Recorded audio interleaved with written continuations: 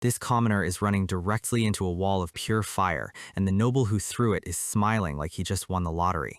But there's a massive problem. Our guy isn't playing by the rules of magic. He is launching himself through the air like a cruise missile, leaving the entire crowd of rich, spoiled kids completely speechless. The senior elite tries to react, but his brain has officially stopped working. A fist wrapped in cheap, dirty bandages stops exactly 1 inch from his nose. And then, the punch lands. No spells, no magic circles, just raw, unadulterated physical violence. The impact sends a high-tier noble flying down the stairs like a discarded sack of potatoes. The crowd goes absolutely wild because a 13-year-old kid just soloed a senior without using a single drop of mana. But to understand how a kid with zero magic just folded an elite wizard like a cheap lawn chair, in his past life, our guy didn't have a legendary heroic story. He had a hospital bed, a respirator, and severe asthma that kept him chained to a wheelchair. His parents literally hated him because his medical bills were running their bank account dry. But while his lungs were failing him, his mind was busy studying the ultimate theoretical martial arts. He became a legendary scholar, writing a thesis that revolutionized the entire modern fighting world, only for a greedy academic rival to steal his work and call him a fraud. Abandoned by his family and left to die in the cold, his last heartbeats played a single desperate wish. If there is a next life, give me a healthy body. Give me a family that actually loves me. And the universe, surprisingly, didn't mess up the order. He wakes up in the arms of La Ciela, a poor nun who found him abandoned in the rain. The local priests warned her that the baby's silver hair and silver eyes were cursed, but she didn't care about some superstitious church propaganda. She gave him a name, Louis Kirill, and raised him with nothing but unconditional warmth. But the priests weren't entirely wrong about the curse. Whenever Louis pushes his physical limits, a dark, raging red aura starts to consume his mind. It's a literal bloodline curse that drives the host into an unstoppable rampage. Julian, his foster brother, tells him there is only one way to stabilize this volatile energy inside him. He needs to learn magic, and the prestigious Candria Arcanist Academy is the only place that accepts commoners. So, Louis makes a vow. He will become a Grand Master, use their resources to cure his curse, and buy back the orphanage from the corrupt church so his mother never has to suffer again. Fast forward to the day of the exam. A group of wealthy, low-tier nobles are strutting around the academy gate. One of these absolute clowns purposely shoves La Ciela directly into the dirt. He looks down at her, mocking her commoner status and laughing at her dreams of raising a master. Louis's eyes turn immediately cold. He steps forward, fists clenched, ready to test if these noble skulls can withstand basic concrete physics. But Julian grabs his arm, begging him not to ruin his future before the exam even starts. La Ciela smiles through the dirt, telling him to bear with it and focus on his test. Louis takes a deep breath, letting the trash walk away for now. Suddenly, the sea of applicants parts as a literal discount sparkling shonen protagonist arrives. This is Kane Aranka, the young master of one of the legendary sage families. The noble bullies who just pushed Louis's mom are suddenly shaking in their expensive boots. Louis looks at his mother one last time, giving her a reassuring thumbs up. "I will pass," he says, "and I will protect everything that is precious to us." But the odds are absolutely hilarious. There are 20,000 applicants this year, and only 30 people will actually survive the cut. The gates swing open, and a man literally floats down from the sky. This is Aronian Smith, the academy principal and a legendary Grand Master who commands the wind. He explains the first trial, and it sounds incredibly simple. All the applicants have to do is walk up a massive flight of stone stairs. The catch? The stairs are guarded by senior academy students, and there are only 1,000 passing tokens placed at the very top. The principal yells begin, and 20,000 teenagers charge forward like a Black Friday sale. They think it's just a standard cardio test. But the head senior at the bottom of the stairs has a terrifying smile on his face. This is Lord Sheath, and he immediately releases a tidal wave of oppressive, dark, red killing intent. The pressure is so heavy it literally distorts the air itself. Applicants are instantly screaming, dropping to their knees, and hyperventilating. Dozens of rich kids are disqualified before they can even take a single step. But while everyone else is playing a survival horror game, Louis is just going for a walk. He calmly strolls through the red mist, completely unfazed by the mental attack. To a guy who spent years mentally battling a lethal disease and training in monster-infested forests, this cheap magical aura is basically a mild autumn breeze. Sheath spots him, instantly annoyed that a commoner is walking through his flex like it's nothing. He charges up a massive fire spell, aiming it straight at Louis's face. The surrounding applicants are crying, begging him not to murder them. Louis just smirks. "Is that really all your killing intent amounts to?"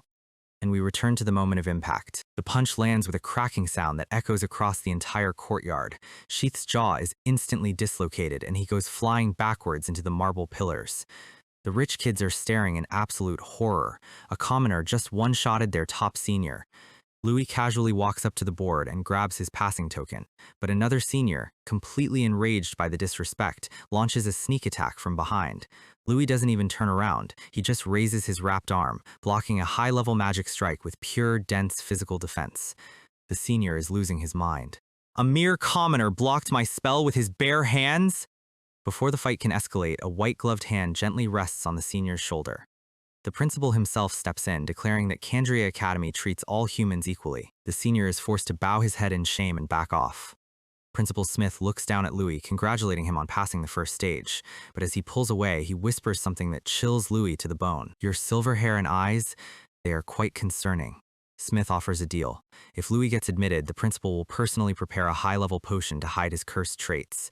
Louis realizes the principal already knows about his dark rampage curse. He doesn't know what the old man's angle is, but he has to focus on passing the next test. The remaining 1,000 applicants are gathered inside a massive stone coliseum. Almost all of them are elite nobles who have received top-tier magical education since birth. The noble bullies from the entrance spot Louis standing alone in a corner. Their leader walks up, shoulder-checking him and whispering that the principal won't be there to save his commoner life again. Louis just laughs. You guys are actually complete idiots. What did you say, trash? The leader pulls back his fist, ready to beat Louis into a pulp, but Louis's eyes change, focusing on the microscopic movements of the noble's muscles. As the punch flies, Louis easily slips inside his guard. He taps 2 fingers directly into the noble's shoulder joint, releasing a shockwave of localized kinetic force. He calls it meridian severance, a classic martial arts technique that physically disrupts the nervous system of his target. The noble's arm instantly goes limp, and he collapses onto the stone floor, sliding several feet. He screams in panic, staring at his completely paralyzed hand. I can't feel my arm! What did you do to me? His lackeys point at Louis, screaming that he used illegal poison. Louis casually walks over, standing right over their terrified leader. That wasn't poison, he says coldly. It was pure physical martial arts. He raises his fist. The only people who are allowed to hit others are those who are prepared to be hit themselves. But before he can break the guy's face, a white-gloved hand firmly grabs his wrist. Kane Aranka steps between them, reminding Louis that starting a physical brawl will get him disqualified instantly. The paralyzed noble is still screaming insults, but Kane turns his head, giving them a terrifying blue-eyed glare. You know who I am, right? You should be the ones backing off.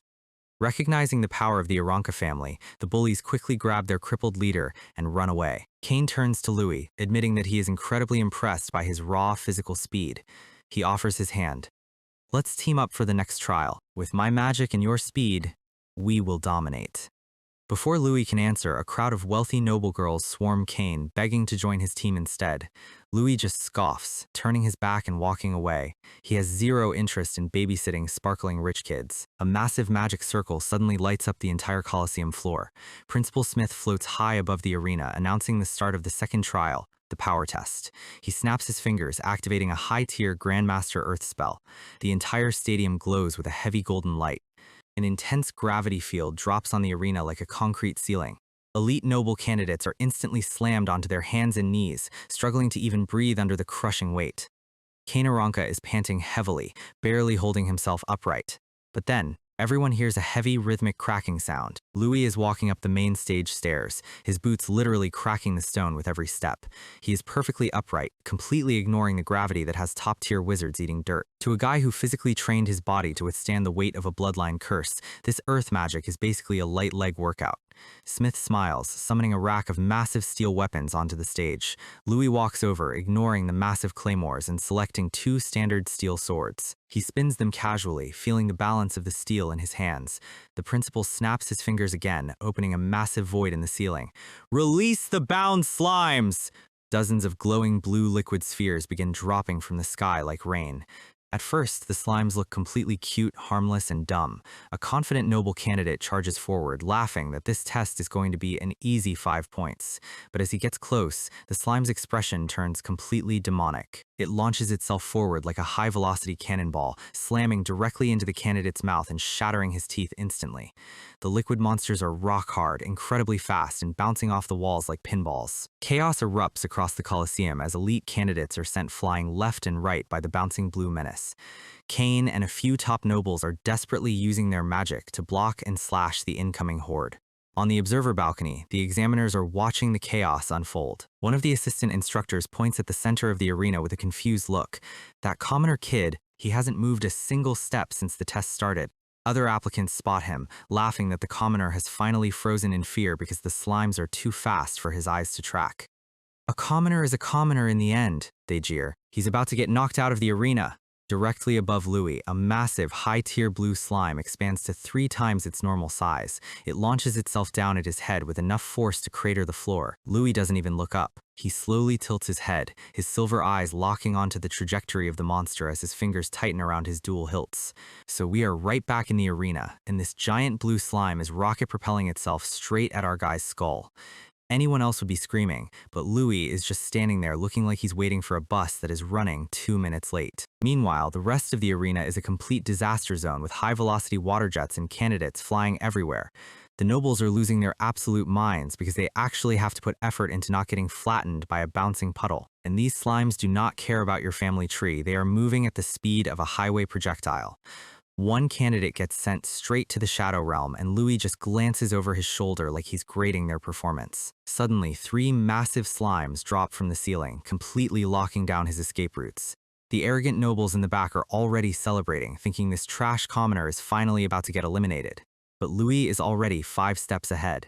He shifts his stance, and his eyes go completely cold. Time to show these kids how a real master operates when the physics engine gets turned up to maximum difficulty. To understand what is happening here, we have to go back to his previous life, in a completely different freezing mountain range. These local kids are standing in the snow holding giant rocks, looking incredibly skeptical about what he's asking them to do. But Louis is just flexing his fingers, telling them to throw as hard as they can because he has a hypothesis to test. The kids do not need to be told twice, immediately launching a barrage of heavy stones straight at his face. This is not a game. If one of these rocks hits him at this angle, it is an instant trip to the emergency room. But right here, Louis' eyes change, glowing with that weird concentric pattern. In his past life, he was bedridden and couldn't move, but his brain spent decades perfecting a theoretical cheat code, a mental training method designed to transmit raw sensory information from his parietal lobe straight to his cerebellum at lightning speed. The theory was simple. If he could calculate the exact flight path of an incoming attack and move his body instantly, then no physical attack in the world should ever be able to touch him. He terms this process a sequence of collection, calculation, and immediate evasion, shifting his weight by millimeters to let the rocks graze past his hair. The kids throwing the rocks are completely frozen, wondering if they just witnessed some kind of illusion magic. Louis just wipes a single drop of sweat off his forehead like it was a light cardio workout. They immediately swarm him, screaming about how cool it was and asking what kind of secret family technique he just used. He casually tells them he calls it void combat calculation, which sounds like an anime move but is actually just high-speed math. And now that he has a young, perfectly healthy body in this new world, he can finally run this system at maximum capacity. Back in the present, the giant slimes are closing in, preparing to smash him into the arena floor. But to Louis, they are not fast. They are just moving targets with highly predictable vectors. His brain instantly drops a physics overlay on the entire Colosseum, calculating gravity, mass, and velocity. The formulas align in his vision, tracing the exact bouncing trajectory of every single slime in his vicinity. They are coming at him from 4 different angles at the exact same time. A perfect trap. But Louis notes that while these slimes have incredible speed, they can only charge in straight lines, which means if you can calculate their rebound angle off the walls, they are basically just giant, slow-motion bowling balls. He slides his foot back, pivoting on the smooth tile with perfect execution. He drifts between the slimes like an absolute drift king, letting them crash into the floor right behind him. That is 4 perfect dodges for 8 easy points, but now he is done playing defense. He draws his basic iron swords and unloads a perfect circular slash, slicing the slimes into neat little water balloons. Kane is standing nearby, completely stunned, nearly dropping his expensive rapier because he has never seen anyone move like this. Up in the VIP stands, the Academy examiners are furiously scribbling on their clipboards, recognizing that this kid is reading the slimes like an open book. They state his perception easily rivals a professional fighter, which is insane for a commoner kid who hasn't even entered the school. Kane gets a highly motivated look on his face, deciding right then and there that he absolutely has to recruit this guy. Louis is just standing there, looking like he's trying to figure out if he should steal Kane's wallet while he's distracted. But before they can talk, another massive slime charges out of the dust cloud. Louis moves in for an easy sword pierce, aiming to secure another 5 points for his scorecard. But out of nowhere, a thin rapier flashes forward, piercing the slime's core right before Louis's blade can make contact. Our guy turns around with a look that could kill a man, asking him if he really just decided to steal his kill. Kane is just standing there with a smug grin, holding the dead slime on his sword tip like a fancy marshmallow. He casually flicks his wrist, cutting the remaining pieces in half with effortless grace.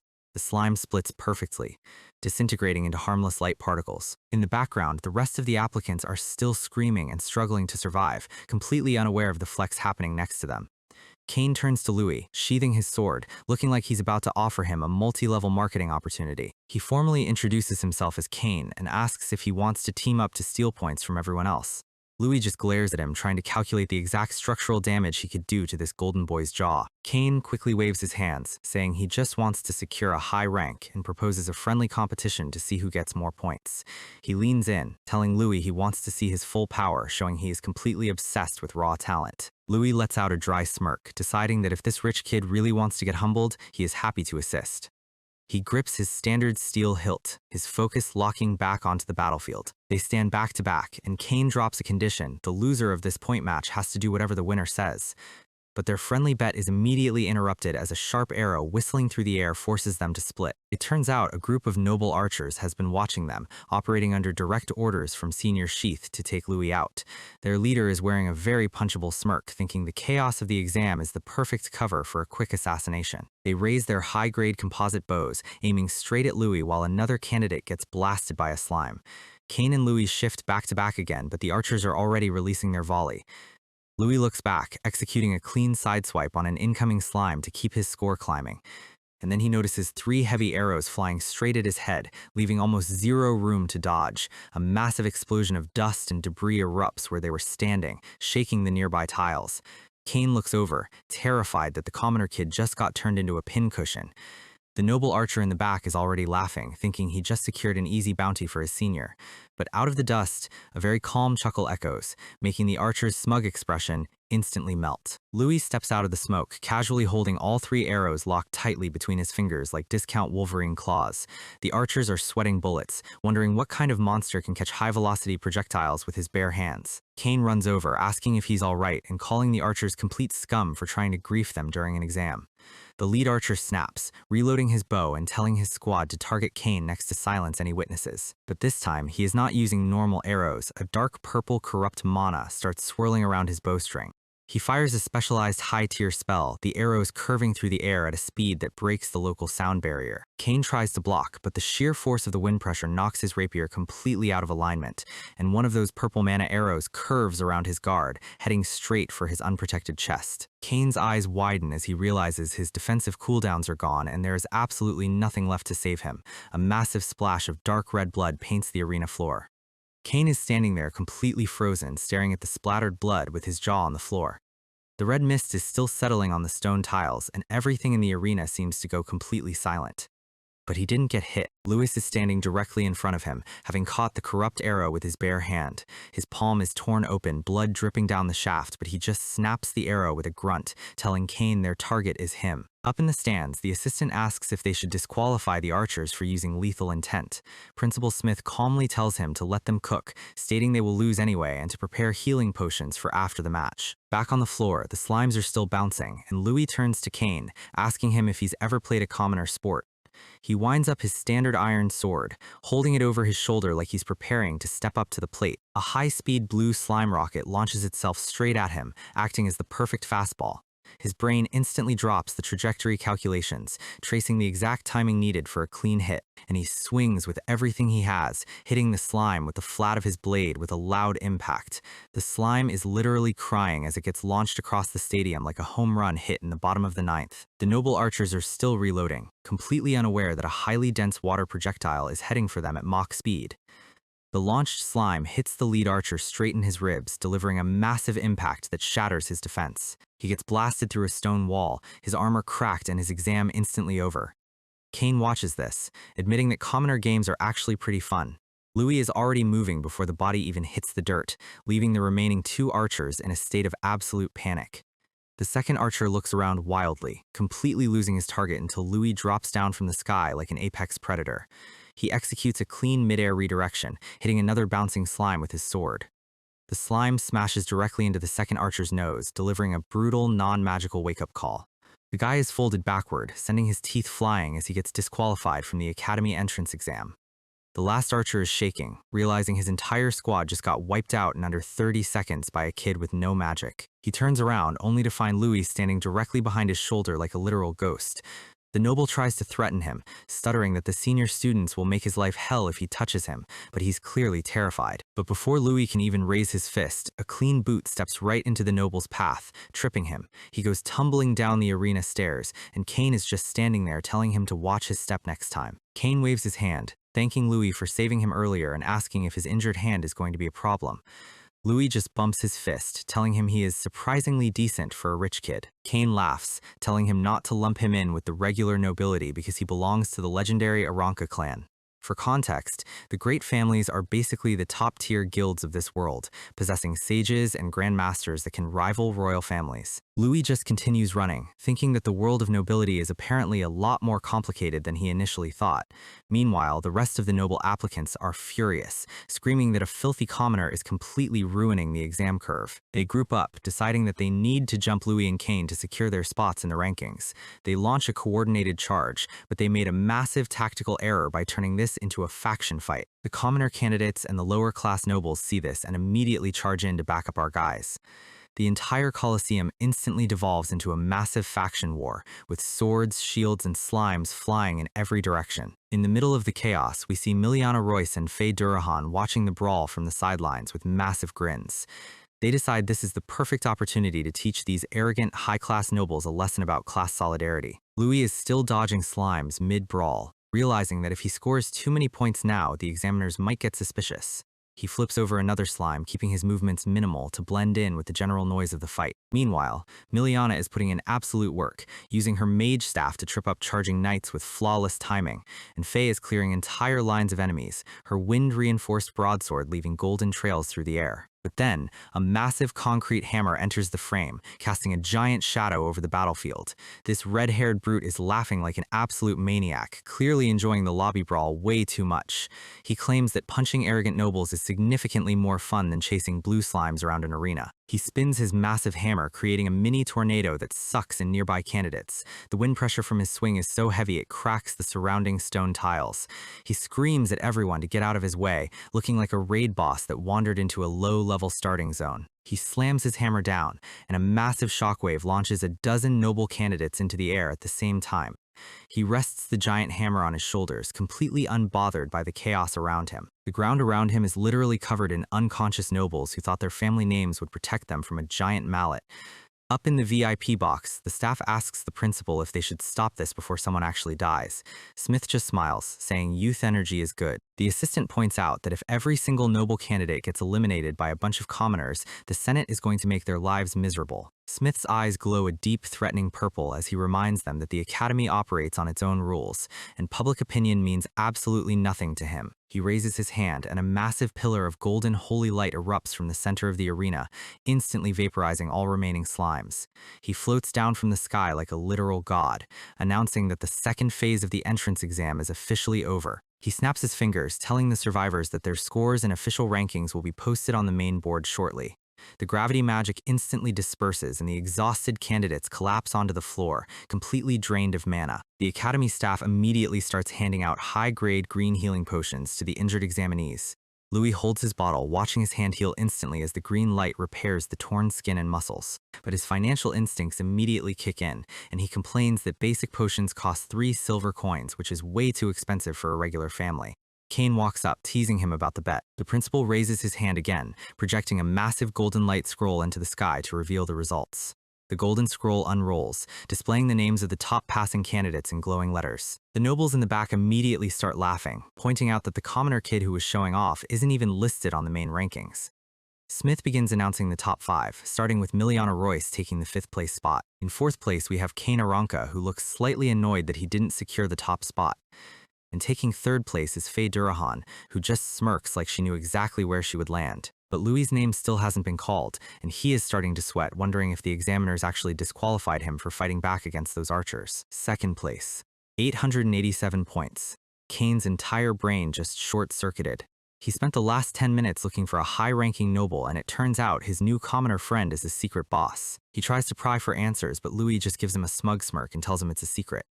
Kane accepts the L like a champ. Since he lost their wager, he asks what Louis wants him to do, but Louis just tells him they will settle the tab after they finish the actual exam.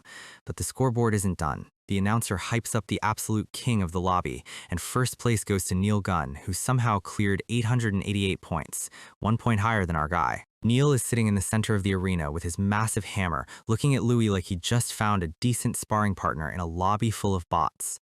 The nobles are in shambles. Two commoners taking first and second place is basically a targeted hate crime against their family trees. Miliana is looking at Faye, who is clenching her spear so hard her knuckles are turning white. But she's not angry. She is a certified battle junkie, and she is literally trembling because she wants to stab both of them so bad. Meanwhile, the disgraced nobles are huddled in a corner complaining like a bunch of hard-stuck gold players who got styling on by smurfs. Their leader is yelling at them to shut up, trying to save whatever scrap of dignity they have left. Up in the VIP seats, the examiners are pointing out that two commoners taking the top spots is completely unprecedented. And they both came from church orphanages. Principal Smith looks down with those glowing purple eyes, asking if they actually know why the association funds those orphanages. Because raw, unfiltered talent doesn't care about your family crest or your expensive silk trousers. True strength is built in the dirt. Smith cuts the discussion short, declaring that everyone who survived the second exam needs to move to the final stage immediately. Louis is casually chugging water while Kane asks who is actually stronger between him and the hammer guy. Louis just gives a dry response because he does not care about clout. Welcome to the third training ground. A dense forest that looks beautiful but is basically a giant battle royale arena. Smith floats up to deliver the final rules. The third and final test is a classic emblem battle royale. They distribute a golden emblem to every single candidate and use teleportation magic to scatter them randomly throughout the forest. The rules are simple. You can use whatever underhanded method you want to steal emblems from other candidates. If you lose your emblem, you are instantly disqualified. Only the top 10 candidates with the highest emblem count at the end of the timer actually pass. Kane points out that since they ranked high, they are going to have a massive bullseye on their backs. They agree to split up for now. Louis stares at his golden emblem, immediately realizing that Smith announced the rankings early, just to make the top players get hunted. Smith smiles, telling them to show their absolute best, which is basically academic code for, please go fight for my entertainment. And the final exam officially begins. Admission is just one step away. Louis is walking through the quiet woods when a heavy armored boot steps right into his path. A massive, muscle-headed noble with a giant double-headed axe steps out of the bushes, grinning like he just found a free loot box. Our guy does not even blink, he just looks at him like he's a minor inconvenience. Two other spear-wielding nobles step out from the sides, reminding him that his rich friend Kane isn't here to carry him. Then Louis hears a slight rustle in the canopy above. An archer is sitting in the branches, aiming a crossbow straight at his blind spot. Louis immediately connects the dots. The teleportation was supposed to be completely random, which means the staff was bribed to leak his spawn coordinates. The axe noble doesn't want to wait, leaping into the air with a heavy overhead swing. He slams the axe down, but Louis simply steps back, letting the blade shatter the dirt where his feet were a millisecond ago. Before he can recover, the two spear nobles lunges forward in a coordinated thrust. Louis executes a clean backflip, letting the spearheads pass harmlessly beneath him. But while he is still mid-air, the crossbow noble fires a high-speed wind spell from the trees. He rotates his body in mid-air, parrying the invisible wind arrow with a clean sword swipe. He lands in a crouch, his eyes narrowing as he realizes these guys are actually coordinated. The axe noble charges again, screaming that a commoner has no right to be this difficult to hit. What follows is a clinic in close-quarters defense. Louis parries all three melee attackers simultaneously with millimeter precision, but then another green wind arrow shoots out from the leaves. He parries it just in time, but he's starting to find this highly annoying. The spear noble lunges, screaming at him to take his final strike. He mockingly asks if a commoner who can't use magic is terrified of wind projectiles he can't even see. Louis continues his defensive drift, letting their weapons split the air around him. He admits to himself that since magic doesn't follow normal physics, he can't calculate its trajectory in advance, and when the math stops working, you have to stop reacting and start predicting. It is time to use sen no sen, an advanced principle where you strike the enemy the exact moment they decide to move. using their own momentum to destroy them. The noble yells at his squad to stop holding back and attack all at once to end this. They launch a simultaneous three-pronged assault, leaving absolutely no room to dodge. Louis just lets out a quiet huff. Perfect timing. The axe noble swings down with everything he has, fully expecting a clean kill. Louis slips inside the swing, his shoulder almost grazing the giant axe head. He jams his sword hilt directly into the noble's wrist, completely locking up his joint. And then he uses a classic lever throw, flipping the massive armored guy over his hip. The flying axe noble slams directly into the first spearman, creating a beautiful pile of dented armor and broken dreams. The second spearman tries to pull back, but Louis is already inside his guard, grabbing his shirt. Up in the tree, the crossbow noble panics and starts firing rapid-fire wind arrows into the dust. Louis simply rotates the spearman's body, using him as a highly effective non-consensual meat shield. The wind arrows shred the noble's own teammate, knocking him out cold. Louis tosses the useless shield aside like a piece of wet cardboard. He catches the falling spear out of the air with his left hand. He winds up like an Olympic javelin thrower and launches the heavy steel spear straight up into the canopy. The impact splits the massive branch, sending the crossbow noble crashing down to the dirt. Our guy closes the distance instantly, delivering 3 lightning-fast strikes to their chest plates. He doesn't even wait for them to stop groaning, catching their emblems mid-air as they fly out of their pockets. 3 gold emblems secured. Easiest loot of his life. The last standing noble, blood dripping from his forehead, is still screaming for everyone to use their full magic. But suddenly, a loaded crossbow is pressed directly against the back of his neck. Kane delivers a brutal boot to his spine, sending him eating dirt right next to his friends. Kane tosses the captured crossbow aside, casually sitting on a branch like he didn't just ruin this guy's career. The noble is trembling, asking how Kane got here when their other squad was supposed to be holding him down. Kane smirk, explaining that he simply made those guys tell him the entire plan before disabling them. Underestimating an Aranka is a great way to get a fast pass out of the exam. The noble screams that he'll take them both down, but he's clearly running on pure desperation. Kane doesn't even bother answering, kicking the heavy crossbow straight into the guy's face to put him to sleep. He hops down, complaining about how noisy these low-tier nobles are. He tells Louis they were just low-level magic users and hands over the extra emblems he collected from his squad. Louis points out that if the nobles keep coordinating like this, it's going to get annoying. Kane offers to help, but Louis declines, stating he wants to handle his own problems. A slow clap suddenly echoes from the shadow of a massive oak tree.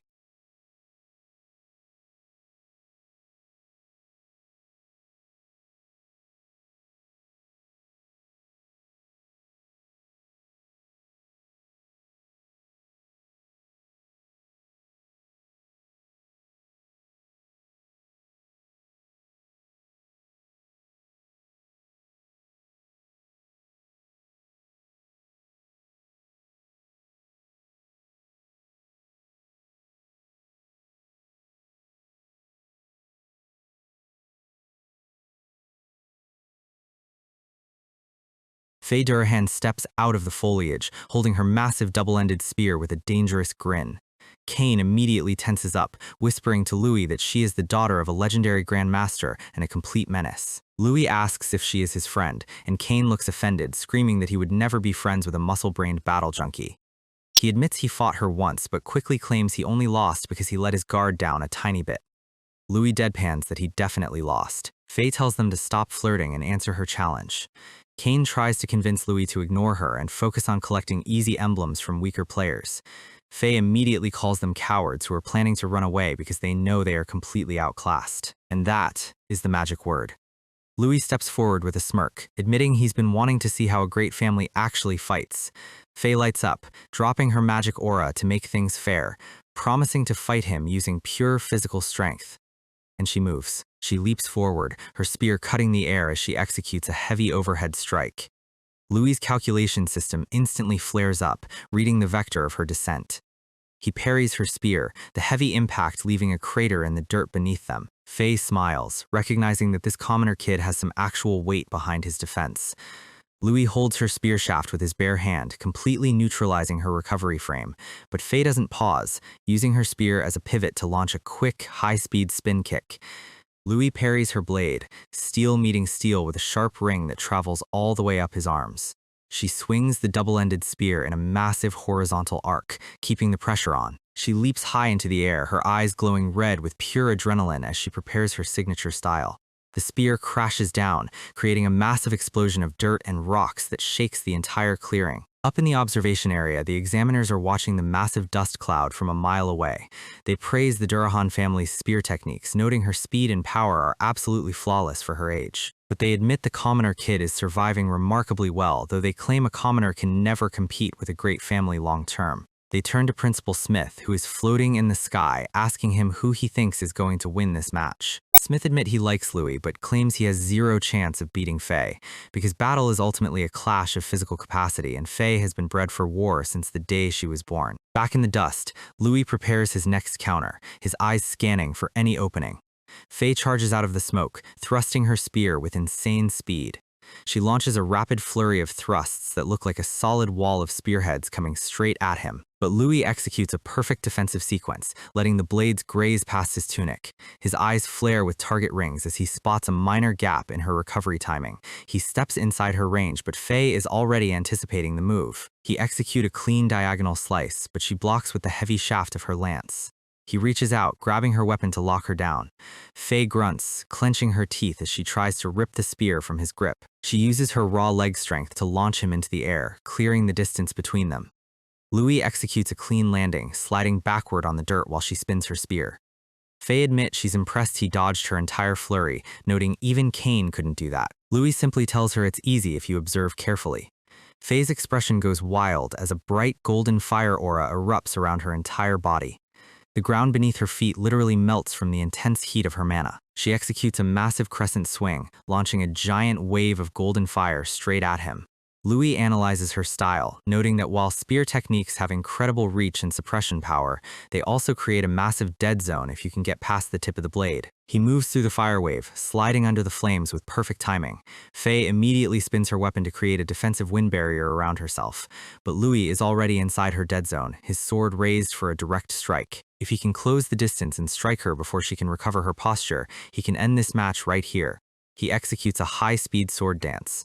But Faye just smirks, telling him his predictable tactics won't work on a Durahan. She stomps her armored foot, locking herself to the ground. She rotates the double-ended lance at hypersonic speed, creating a massive fire tornado that completely swallows her. Louis is forced to halt his advance as the sheer heat of the fire vortex threatens to melt his blades. In the stands, the examiners lose their minds, noting that even the family Grand Master only learned this technique at age 16. Louis' sword begins to crack under the extreme heat pressure. He has to change his tactics instantly. He executes a high-speed defensive spin, creating a solid wall of steel to deflect the thermal shockwave. He notes that maintaining a massive fire tornado consumes an insane amount of mana and stamina, meaning she will gas out soon. Faye's flames begin to fade, and her breathing goes heavy as her posture slips for a fraction of a second. His target rings flare up. He leaps forward, delivering a heavy overhead strike straight at her exposed shoulder. But right as his blade makes contact, his standard steel sword shatters into 100 pieces. The broken steel clatters onto the dirt. Louis stares at his empty hilt in absolute shock. Faye smiles, admitting that if his cheap sword hadn't broken, she would have lost that exchange. She points out that since his weapon is gone, the match is over, but she asks why he was holding back during the entire fight. Louis simply drops the broken hilt, flexing his bare fingers. He smiles, admitting that holding back is just a habit of his, and besides, he is actually significantly better with his fists. He enters a classic hand-to-hand combat stance. Faye's expression goes completely cold, her pride as a warrior taking a direct hit. She locks her stance, preparing her final charge. She spins her spear like a heavy drilling machine, launching herself forward in a massive fiery charge. Louis stands perfectly still in the middle of the path. Cain screams at him to get out of the way, warning him that taking a Durahan spinning charge head-on is a guaranteed trip to the morgue. But Louis simply wraps his forearms with a high-speed kinetic redirection flow. The spinning steel tip collides directly with his bare palms. A massive shockwave of blue and orange sparks erupts between them, splitting the ground. Faye's jaw drops as she realizes this commoner kid has just caught her ultimate attack with his bare hands. Up in the observation trees, the examiners are having a total breakdown. A high-level piercing spell is supposed to ignore standard physical defense, but our guy just stopped it using nothing but bare skin and raw kinetic math. Faye is absolutely not having it, screaming that she's not done yet as she tries to wrench her weapon back. She launches a high kick right at his temple using the spear shaft as a pivot point. Faye realized her single-point thrusts are getting calculated, so she decides to turn up the volume. She plants her feet, winding up for a high-frequency assault. Louis locks his eyes onto her shoulder muscles, preparing for the incoming storm. Suddenly, she is everywhere, her spear tips creating a literal wall of silver light around him. She is spinning the double-ended lance with so much momentum she's basically running a wind tunnel simulator. Every single image of her spear is pointing straight at his vitals, a classic checkmate setup. Our guy just lets out a quiet smirk, entering a defensive posture so fast his arms look like a multi-handed statue. His bandaged hand catches her spinning spear tip with perfect timing. He redirects every single thrust, the metal tip scratching the dirt mere millimeters from his boots. Faye's expression is pure disbelief. She's running a high-tier lance style, and this kid is treating it like a rhythm game on easy mode. Principal Smith notes that Louis is actually using a highly advanced rotational twist to cancel out the spear spin. He admits he's never seen this kind of physical system before, while Louis launches a heavy palm strike. The impact sends Faye flying across the clearing, her heels digging deep trenches in the grass. She plants her spear in the dirt to stop her momentum, the dust settling around her. She grunts in frustration, realized she's getting completely outplayed in a straight physical match. She demands to know what kind of illegal cheat code technique he is using. Louis casually explains that it's a simple parry. By adding a physical twist that matches the rotation of her spear, he cancels out the kinetic energy. Faye is just standing there trying to figure out what a parry is, while Louis immediately drops into a low aggressive slide. Before she can even process his explanation, he's already in her blind spot. He charges forward with zero vertical movement, keeping his head perfectly level. His boots are barely leaving the ground, sliding in a weird lateral pattern. He drifts right past her countersweep like an absolute ghost. She swings the lance with everything she has, but she's swinging at air. He is shifting directions mid-step, leaving a trail of physical afterimages behind him. Kane is rubbing his eyes, wondering if he's watching some kind of high-level optical illusion because Louis looks like a literal butterfly. Faye is panicking, screaming that he's right in front of her, but she can't land a single hit. The author actually drops a boxing reference here, confirming our guy is using the legendary butterfly step. It is a rhythmic, high-frequency footwork style designed to completely ruin an opponent's depth perception. He glides inside her guard, his face inches from her chest plate, and he delivers a brutal, short-range body blow directly to her sternum. The impact rattles her heavy steel armor, sending her sliding backward on her knees. Kane is screaming, completely losing his composure because this commoner kid just blew away the daughter of a grand master with a basic fist. Smith and the examiners are dead silent, realize that even without magic, very few people in the Empire can match this kid's physical output. They declare him a certified genius of hand-to-hand combat, while steam rises from Louis' bandaged knuckles. But Faye is a Durahan. She slowly pushes herself up, coughing up dust, refusing to take an L from a commoner. Louis notices a massive shift in her energy as her fists start smoking with a dark orange heat. She takes a heavy step forward, her posture changing completely. She casually discards her legendary spear, deciding that if her weapons are getting parried, she'll just use her bare hands to break him. Louis notes her stance shift, realizes she is transitioning to a hand-to-hand style derived from ancient lance forms. He sets his guard, using a classic Wing Chun structure to block her incoming jab. He deflects her fists, but her speed is on a completely different level now. She calls out her first strike, her fist glowing with concentrated heat. She hits him with an explosive straight punch, the shockwave launching him back 10 feet. Louis slides to a stop, flexing his aching forearms, highly impressed that she possesses a technique that perfectly mimics Chinese inch power. Faye charges again, reminding him that the Durahan family didn't become legendary just by swinging long sticks around. She unloads her third strike, her fists moving in a blur of heavy kinetic pressure. Louis lets out a wild grin, raising a classic boxing guard and telling her to bring everything she's got. They trade an absolute barrage of short-range strikes, the impacts sounding like a firing range. He is enjoying this way too much, his eyes glowing as he finally gets to use his past-life martial arts at maximum volume. But inside his chest, his heart starts beating like a heavy drum, his bloodline curse reacting to the adrenaline. His pupils contract into that terrifying crimson ring. He lets out a dark, manic laugh as a massive, demonic red aura erupts from his chest like a second skin. Faye freezes mid-stride, her entire body shivering as the sheer weight of his killing intent hits her. She realizes she physically can't move, her instincts completely locking her down in the presence of a predator. Louis delivers a devastating overhead hammer fist directly onto her crossed forearms. The impact shatters her guard, sending her flying through the air as blood leaves her lips. Even from the VIP stands, Smith snaps his head around, his eyes widening as he feels that brief surge of taboo crimson mana. Louis slides to a perfect stop, the demonic aura instantly disappearing as he regains his composure. Faye rolls hard across the grass, slamming into a tree trunk before collapsing onto her hands and knees. Hiding in the bushes nearby, Brian and his noble squad are watching the entire fight in absolute horror. They are trembling, unable to comprehend how a commoner just put a legendary noble heir on her knees. Suddenly, Brian clutches his temple, his vision spinning as a massive wave of nausea hits his brain. He leans against a tree and vomits onto the leaves, his body reacting to the residue of Louis's terrifying spiritual pressure. He shivers in fear, telling his friends he has no idea what is happening, but he feels physically sick just standing near that kid. Louis stands in the clearing, looking down at his hands, realizing that his bloodline rampage is getting increasingly difficult to suppress. Back in the bushes, the noble leader is punching trees in frustration, realized their entire coordinated gang squad failed to even scratch this kid. Brian wipes the bile from his mouth, stating that if the legends about that terrifying red aura are true, they have to put this commoner in the dirt no matter what. Faye is still kneeling, coughing up dust, but she looks up as a dark shadow suddenly looms over her. Louis is already closing the distance, moving so fast he's leaving a trail of crimson dust behind him. He lets out a shout, his eyes locked onto her armor plate as he prepares his final strike. He leaps high, coming down like a meteor, his fist carrying enough force to level the entire clearing. Faye clutches her head, realized his speed and power have scaled past anything she can calculate. She can't survive this. A massive, burning red fist dominates her vision, blotting out the night sky. She realizes that if she doesn't use magic right now, she is genuinely going to die in this forest. She breaks her own rule, her hand glowing with a massive orange magic circle as she calls out her clan's ultimate arcane punch, and they collide.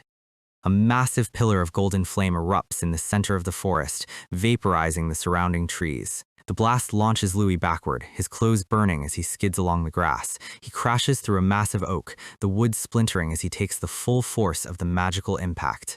He slides along the dirt, digging a massive trench before finally coming to a stop. His eyes return to normal, his chest heaving as his body experiences the massive toll of the bloodline surge.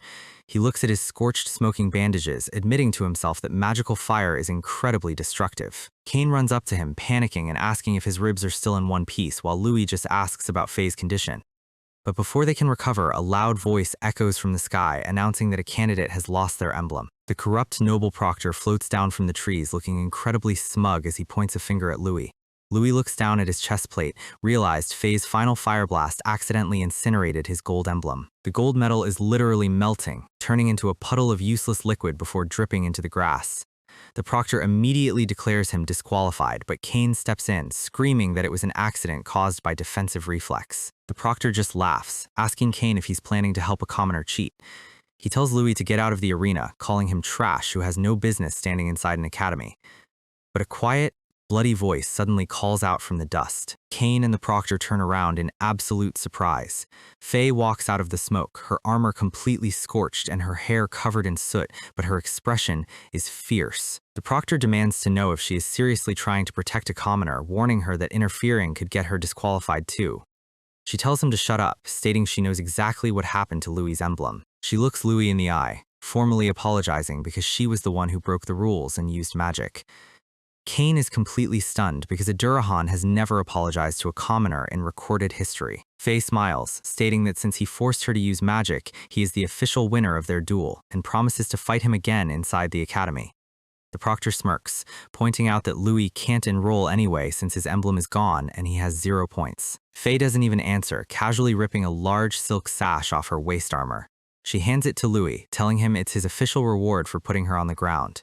The sash unravels, revealing 10 golden emblems she took from other nobles. Combined with his 3, he now has 14.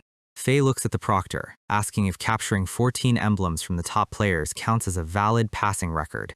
The proctor looks like he just swallowed a wasp. She turns to Kane, calling him a pretty boy and stating she refuses to let weaklings pass while the actual monsters fail.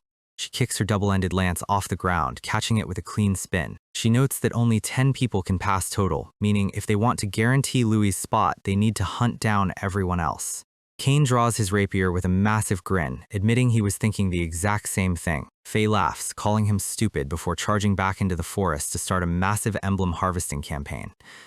Louis just lets out a quiet chuckle, while the assistant proctor floats down to formally escort him out. The assistant tells him his exam is over and he needs to leave the forest immediately.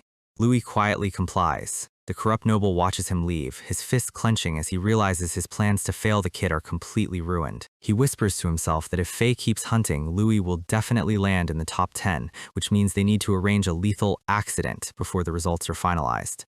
He calls out to Sheath in his mind, hoping their hired killers are ready to finish the job tonight. Meanwhile, Principal Smith watches Louis back from the shadows, his eyes glowing as he tries to figure out who this silver-haired kid actually is. Louis walks out of the academy gate, looking at the massive spires and realizing he needs to enter this school to learn how to stabilize his physical heart. A heavy, full moon rises over the dark forest, casting long shadows across the road. A dark leather boot steps silently onto the gravel path behind him. Louis is walking home, scratching his head and trying to figure out how he's going to explain his shredded clothes to his mother. He knows that if he tells her about the massive forest battle royale, she will lose her mind with worry. Suddenly, a dark, hooded figure drops down from the branches behind him, a heavy steel dagger aimed straight at his neck. The blade swings down in a silent arc, but Louis simply shifts his weight, the dagger splitting nothing but empty air. The assassin slides to a stop, completely shocked that a kid parried a stealth attack without looking. Louis touches his nose, casually pointing out that they smell like raw blood, which is a massive giveaway for professional killers. 3 other masked assassins step out of the dark, drawing their curved short swords. Our guy enters a clean martial arts stance, realizing these guys are actual mercenaries and not regular academy applicants. He looks towards the deeper shadows, spotting a massive, heavy figure watching him from the tree line. The lead assassin charges, his sword leaving a trail of blue light as he swings at Louis's throat.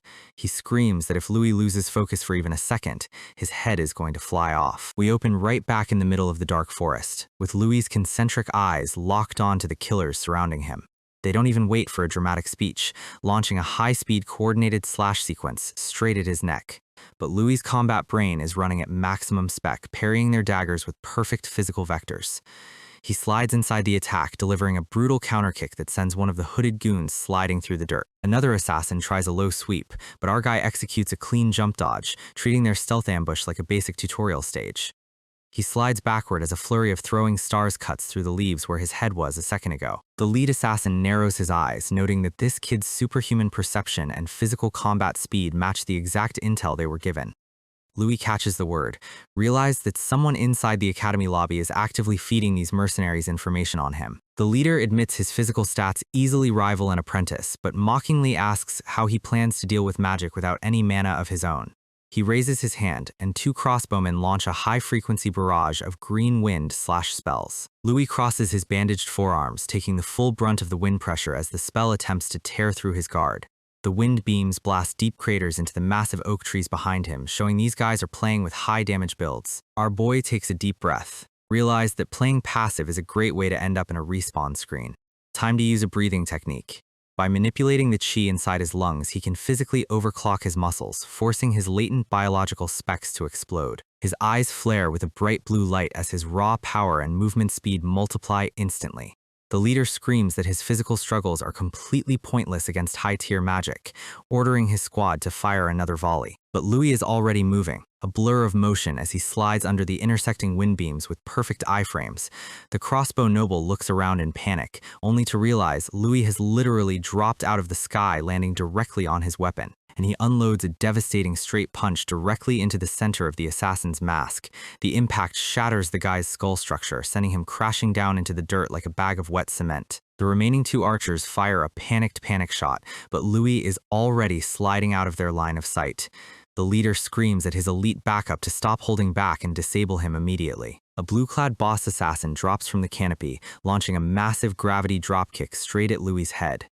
Louis blocks with both forearms, but the sheer physical force of the collision splits the ground beneath his boots. His arms are literally vibrating from the shockwave, his bones screaming under the massive weight of the strike. He is forced back 20 feet, his boots digging a deep trench in the gravel. He clenches his fists, admitting to himself that this new opponent is on a completely different level. A tall ninja-like elite fighter with a blue scarf stands with folded arms, looking at Louis like he's a minor boss fight.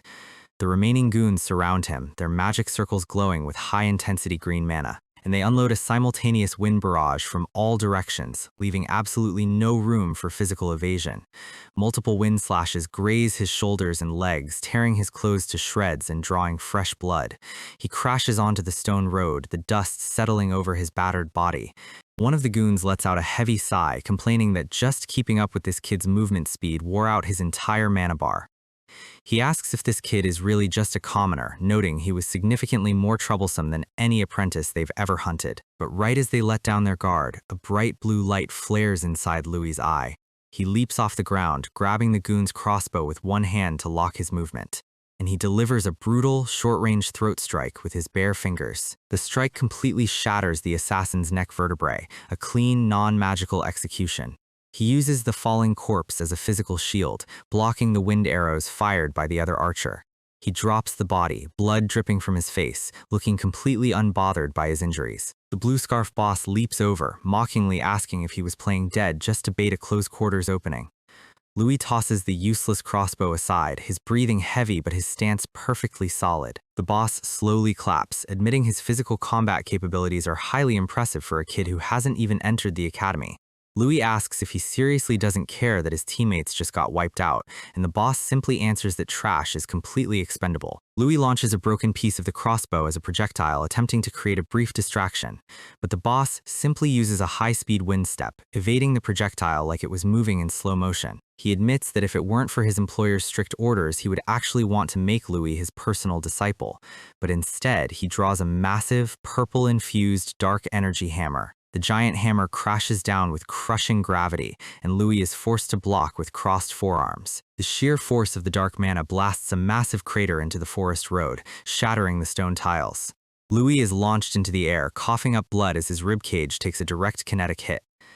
The boss hovers in mid-air, tracking his flight path like an absolute predator. He claims that while Louis's raw specs might exceed a basic apprentice, against a professional fighter-rank mercenary, he is completely out of his league. He raises the giant purple hammer again, preparing to smash him into the forest floor.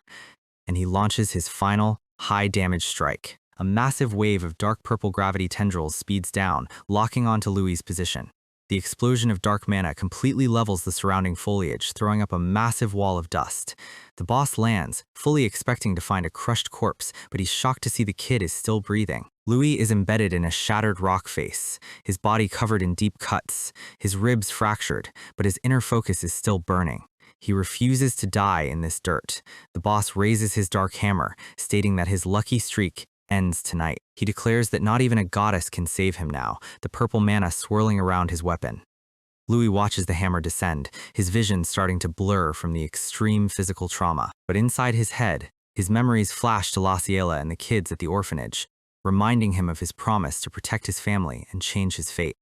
His eye flares with that taboo concentric ring. A massive, dark crimson aura erupts around his fist, his bloodline rampage taking over his physical system. And he launches a devastating red punch straight up into the giant descending purple hammer. The collision of dark elements creates an absolute disaster zone, the sheer shockwave leveling the forest for 50 yards. A massive column of fire and smoke rises into the night sky, and Louis falls back into the crater, coughing up blood. The boss lands nearby, his massive weapon disintegrating into purple dust. He admits that for a split second it felt like he was clashing with an equal. He notes that Louis's raw power is terrifying, stating he finally understands why his employer wanted him eliminated at all costs. He materializes a new lance of pure dark mana, aiming it straight at Louis's heart to finish him off. But right before the lance can make contact, a massive green wind vortex rips through the clearing, blowing the boss backward. The wind pressure is so high it literally lifts the heavy mercenary off his feet, throwing him across the crater. A series of high-speed wind currents lock down the entire clearing, slicing through the remaining trees.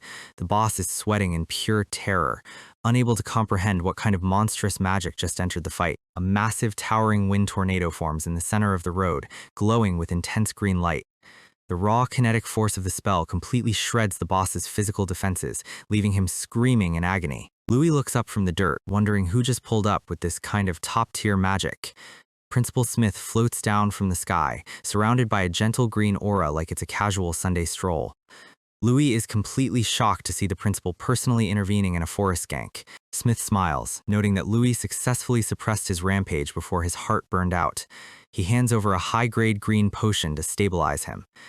Louis chugs it immediately while Smith turns to the bloodied assassin with a cold, terrifying glare. The boss is crawling through the dirt, spitting up blood, realizing he just got completely countered by a Grand Master. Smith releases a massive, heavy spiritual pressure, demanding to know who ordered and hit on one of his academy's top examinees. The boss grunts, telling him he has no idea what kind of monster he is actually protecting. He lets out a manic grin, declaring that this is only the beginning of his nightmare, and he activates an internal poison trigger, his entire head exploding into a massive spray of blood to avoid interrogation. Smith looks at the mess, wondering if this was orchestrated by the local assassin guild, hoping his suspicions are wrong. Louis stands up, a bright green light repairing his broken bones, and cuts in real time. He is amazed that an advanced healing potion can completely fix fractures in seconds. He looks at the principal, asking him if he seriously just happened to be passing through these woods at midnight. He demands to know why the principal is always showing up to bail him out of high-difficulty situations. Smith simply tells him they should discuss that in the comfort of his own home, and that is the real emergency. Louis realizes it is incredibly late and his foster mother is probably having a panic attack waiting for him.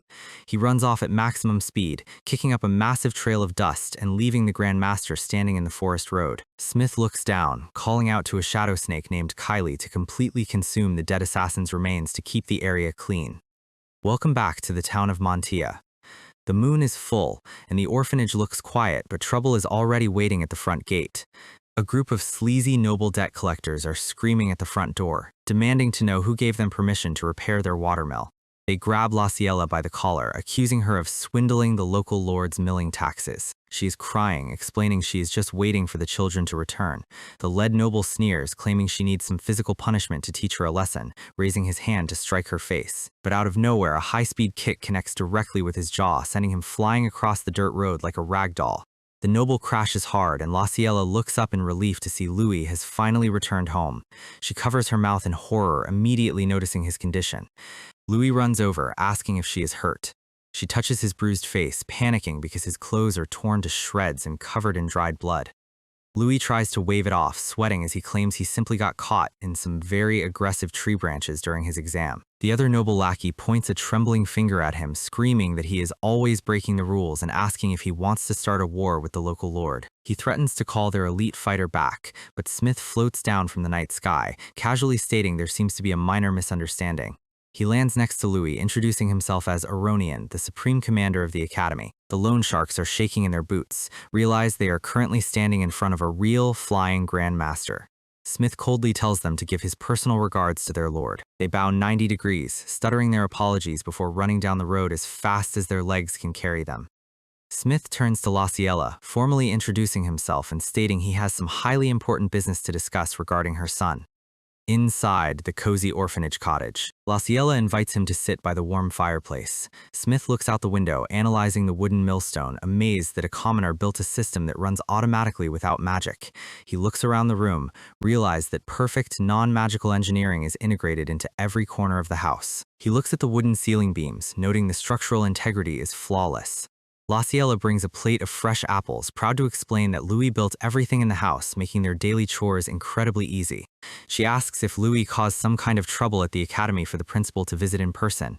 Smith smiles, stating that on the contrary, his results were beyond imagination. But his expression goes serious, admitting that this level of raw physical talent is something he's only read about in the ancient Gaia scripture. For context, the scripture states that when humanity was ruled by monstrous titans, a single genius emerged, guided by the goddess, to comprehend the elements and create martial arcane. He and his high-level companions defeated the titans, saving the human race from absolute extinction. The day of their victory was named Liberation Day, marking the official start of the Saint calendar. And in the holy texts, this savior is known as the first hero. Laciella claps her hands, calling him a true savior while Louis just sweat drops, pointing out that in folk legends there is no mention of a hero saving humanity. Smith's face goes completely dark, his eyes casting a heavy shadow. He explains that the legends are different because the hero was actually a man born with black hair and black eyes. Louis's entire body goes stiff.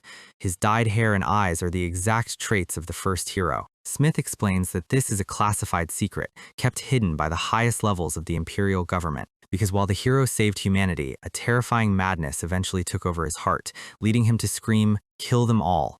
He committed an unforgivable grave slaughter, wiping out his own allies on the battlefield, and because of his sins, he was completely erased from the history books. The madness inside his bloodline was passed down, acting like a permanent curse on his descendants. Louis looks at his bandaged hands, realizes that his inner rampage state is directly linked to the first hero's madness. Smith explains that this is why every kingdom in the world has a permanent mandate to instantly execute anyone found with black hair and black eyes. He places a hand on Louis's head, mockingly asking if he honestly thought he could fool a Grand Master with a cheap bottle of black hair dye. Laciella immediately starts crying, begging the principal not to hurt him, claiming she was the one who told him to dye his hair because she was terrified of what might happen. She begs him to spare her good boy. Louis steps in front of her, calmly telling her that if the principal wanted to execute him, they would both be dead already. Smith came here because he has a specific deal to offer. Smith smiles, admitting the kid is remarkably wise for a 13-year-old, noting he didn't just survive the madness but actually managed to tame it.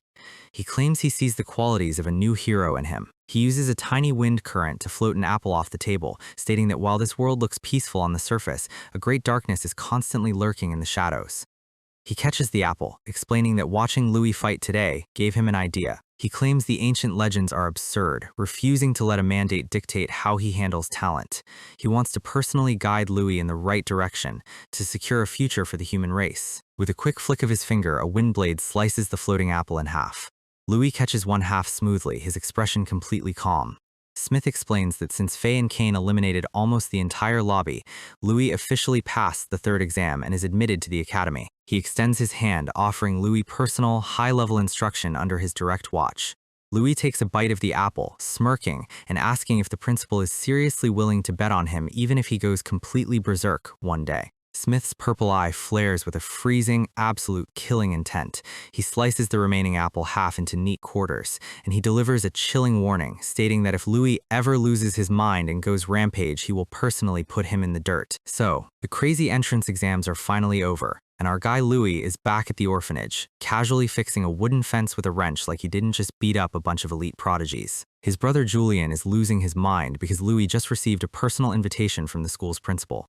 Julian is already doing the math, listing tuition, uniform costs, and dorm fees, thinking this invite is some massive financial blessing. But Louis is stressing because yesterday's private chat with the principal wasn't a friendly welcome, it was a straight-up threat. Louis stares at his hands, wondering what kind of cursed connection he has to the legendary mad hero of the past. Having black hair in this world is basically a walking death sentence because of that old legend. He remembers the principal's hand on his head, pointing out that simple hair dye isn't going to protect him forever once he starts using his real powers, and the warning was crystal clear. The moment Louis loses control of his inner dark energy and goes full demon mode, the principal promised to personally end his life. Not exactly the best high school orientation speech. Louis tracks down the principal outside, asking why he had to drop all that terrifying lore right in front of his foster mom, Laciella, who looked incredibly stressed out by the whole thing. The principal casually says that if his mom doesn't know the risks, she'll just end up being a massive burden later, which instantly triggers Louis's protective instincts. The principal doesn't care about the attitude. He spins around, tells Louis to focus on getting stronger, and vanishes into a massive gust of wind. The real training arc hasn't even started yet, and the survival difficulty is already set to maximum. Staring at the massive academy looming in the distance, Louis knows the principal is right. The sweet little kids from the orphanage come running out, screaming his name like he's a returning war hero. Little Lana leaps right into his arms. It's a wholesome family moment, a stark contrast to the brutal death matches he was participating in just 24 hours ago. She starts crying, asking if he's going to leave them forever. Louis, despite being a hard-boiled martial arts master inside a 13-year-old body, immediately melts. He smiles, promising her that he'll come back during every single school break because this orphanage is his real home. They seal it with a pinky promise. In this universe, breaking a pinky promise with a cute anime kid is probably a worse crime than committing taboo magic, so Louis is fully committed. The wholesome energy is immediately ruined when Julian runs up, looking panicked. Apparently, a high-class noble's butler is standing outside the gates, demanding to see Louis. And it's not just any noble. It's a massive carriage from the legendary Aranka family. The butler, looking like a custom skin in his fancy top hat, hands Louis an official invitation letter from his golden boyfriend, Kane. Kane wants to hang out and deepen their friendship before the academy starts. Since staying at the orphanage might attract more assassins, Louis climbs into the luxury carriage. They arrive at Harzan, a massive, prosperous city that basically exists because the Aranka family is carrying the local economy. Louis steps out of the carriage, and even the dirt roads here look cleaner than the orphanage's dining table. He looks up at the Aranka estate, which looks less like a mansion and more like a high-end European castle. Kane comes sprinting down the stairs, waving like a golden retriever seeing its owner. Kane immediately jumps Louis, hyping up the fact that they're officially going to be classmates now and asking about all the chaos Louis caused in the final exam. Louis tries to keep it casual, bringing up the friendly bet they made. Kane says he'll let the bet slide since Louis already has the legendary Phase seal of approval. But Kane is a certified battle enthusiast. He's already planning to use Louis as a personal training dummy for spars before the semester even begins, while a squad of identical maids watches in the background. Louis just smiles, thinking his friend is a bit too energetic, but he's glad to have a reliable ally in his corner. Suddenly, a loud click-clack of high heels echoes through the grand hallway, instantly killing the friendly vibe. Kane's mother steps into view, looking like the final boss of an HOA meeting. Her arms are crossed, her fan is ready to strike, and her facial expression says she just smelled hot garbage. Kane immediately loses his golden retriever energy, stammering as he tries to introduce Louis as his friend. She snaps her fan open with a sharp click, telling Kane to shut his mouth.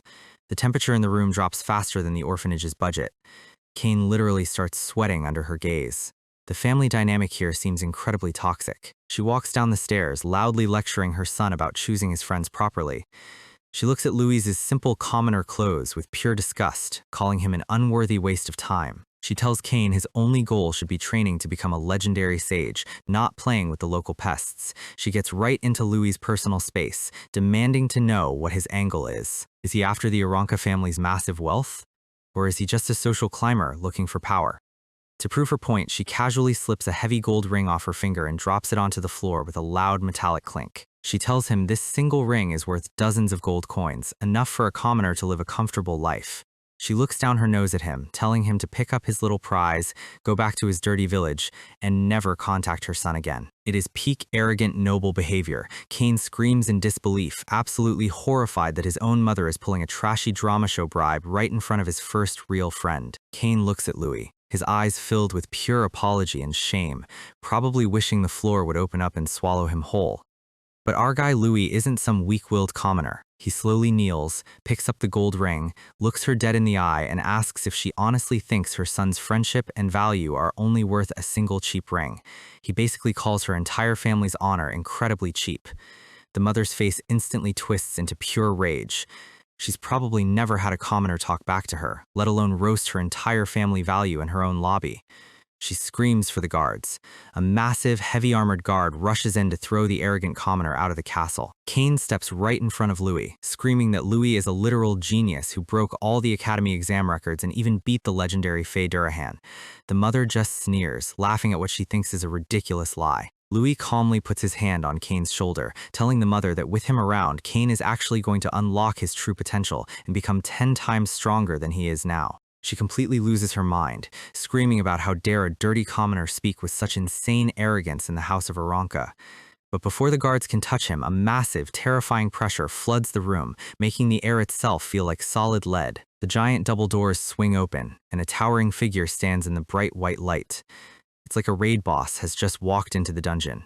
The man speaks, his voice deep and rumbling. He repeats Louis's words, asking if he really just claimed he could make Kane stronger. Everyone freezes. The mother's smug face completely vanishes, replaced by pure panic. It's William Aranka, the head of the Franga family and Kane's legendary father. He steps forward, his massive fur cape trailing behind him. The arrogant mother is suddenly shaking like a wet leaf, stuttering his name. The power dynamic in this house is very clear. She tries to salvage the situation, frantically explaining that if Kane hangs out with low-class trash, he'll never reach his potential. William completely ignores her, sweeping past her like she's a minor NPC. Cain bows deeply, showing absolute respect and fear. Louis, keeping his composure, performs a polite bow, introducing himself, but internally, he's sweating. He can feel the man's aura, and it's on the exact same terrifying tier as Principal Aronian Smith. William looks down at Cain, asking if Louis's claims are actually true. Cain, without a single second of hesitation, admits that Louis's combat ability is vastly superior to his own. William's eyes glow a terrifying red. He tells Louis to prove his words, and a massive, glowing pink spiritual tiger manifests behind him, roaring with pure, concentrated killing intent. The spiritual beast towers over Louis, and the sheer mental pressure is so intense that Louis's survival instincts start screaming. The tiger lunges directly at Louis's mind. It's a soul-crushing mental attack. Louis's lungs seize up, and he literally cannot draw a single breath under the pressure. His heart rate spikes, his hand clenches, and he can feel his volatile bloodline curse starting to react to the external threat. William's gaze is cold and unyielding. Louis realizes this isn't a friendly test. If he collapses here, this man might actually let him die. The killing intent is real. William is testing whether Louis is a true dragon or just a loud-mouthed snake. With his back against the wall, Louis's inner soul starts to spark, the ancient martial arts theory from his past life fusing with his current physical energy. Louis can feel his very soul being pushed to its absolute limits by the Grand Master's willpower test, but he refuses to bend. His eyes snap open, glowing a sharp, dangerous red. He reminds himself that he didn't survive years of fighting dangerous monsters in the wilderness just to get folded by a rich guy's bad attitude. He's built a massive resistance to raw killing intent. With a wild roar, a massive explosion of fiery crimson energy bursts from Louis's body, tearing through the Grand Master's pressure. The resulting shockwave is so powerful it literally shakes the stone floor of the Grand Hall, sending dust and wind howling in all directions. William's eyes widen in genuine shock. He did not expect a 13-year-old kid to have this level of spiritual density. Behind Louis, a terrifying, glowing red dragon-like aura rises into the air, bearing its fangs directly at the Grand Master's tiger. It's an absolute main character moment. The two spiritual beasts clash in midair, red fire meeting purple pressure, turning the Aranka family lobby into an absolute war zone. The massive aura storm explodes, blowing back the curtains and shaking the pillars. Cain screams Louis's name, terrified that his friend might have just gotten vaporized by his dad's insane test. A heavy cloud of dust settles over the Grand Hall. As the smoke clears, Louis is down on one knee, gasping for air, but his head is held high, standing right in front of the Grand Master like an absolute menace. Cain rushes over, grabbing his shoulder to make sure he's still in one piece. Louis casually nods, acting like his soul didn't almost get ejected from his body. William stares down at him, his expression completely blank, before asking a simple question. Why do you seek strength? Louis looks him dead in the eyes, his gaze sharper than any blade. He doesn't give some grand speech about justice or heroism. He says he seeks strength for one simple reason, to protect his family. William goes completely silent, the shadow covering his face, making it impossible to read his reaction.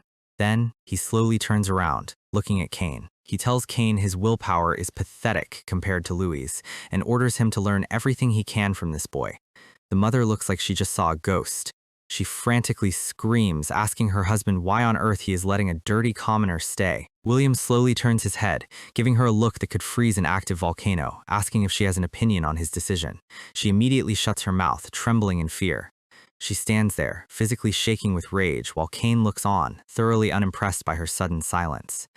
With his father's official stamp of approval, Cain is hyped. He grabs Louis's shoulder, eager to head straight to the family's elite training grounds. They walk out to a massive private training field surrounded by deep forest. Cain immediately bows, deeply apologizing for how trashy his parents behaved earlier. Louis tells him to relax, though he admits Cain's father is a bit on the extreme side. He tells Cain there's no need to stress about status when they're both just trying to survive. Cain explains that his father is a pure meritocrat who only respects raw results. He looks down at his hands, sadly admitting that Louis is honestly more suited to be the Aranka family's heir than he is. Louis just smiles, telling him his father only tested his strength because he wanted to make sure Cain was hanging out with someone who could actually help him. He says that terrifying test was probably just his dad's weird way of showing parental love. Birds fly across the bright, sunny sky as Cain looks up, completely silent. He whispers the word love, and we get a glimpse into his actual backstory. We see a young Cain, his hands covered in blood-soaked bandages, punching a massive tree until his knuckles bleed. He spent his entire childhood locked inside this estate, training until he collapsed.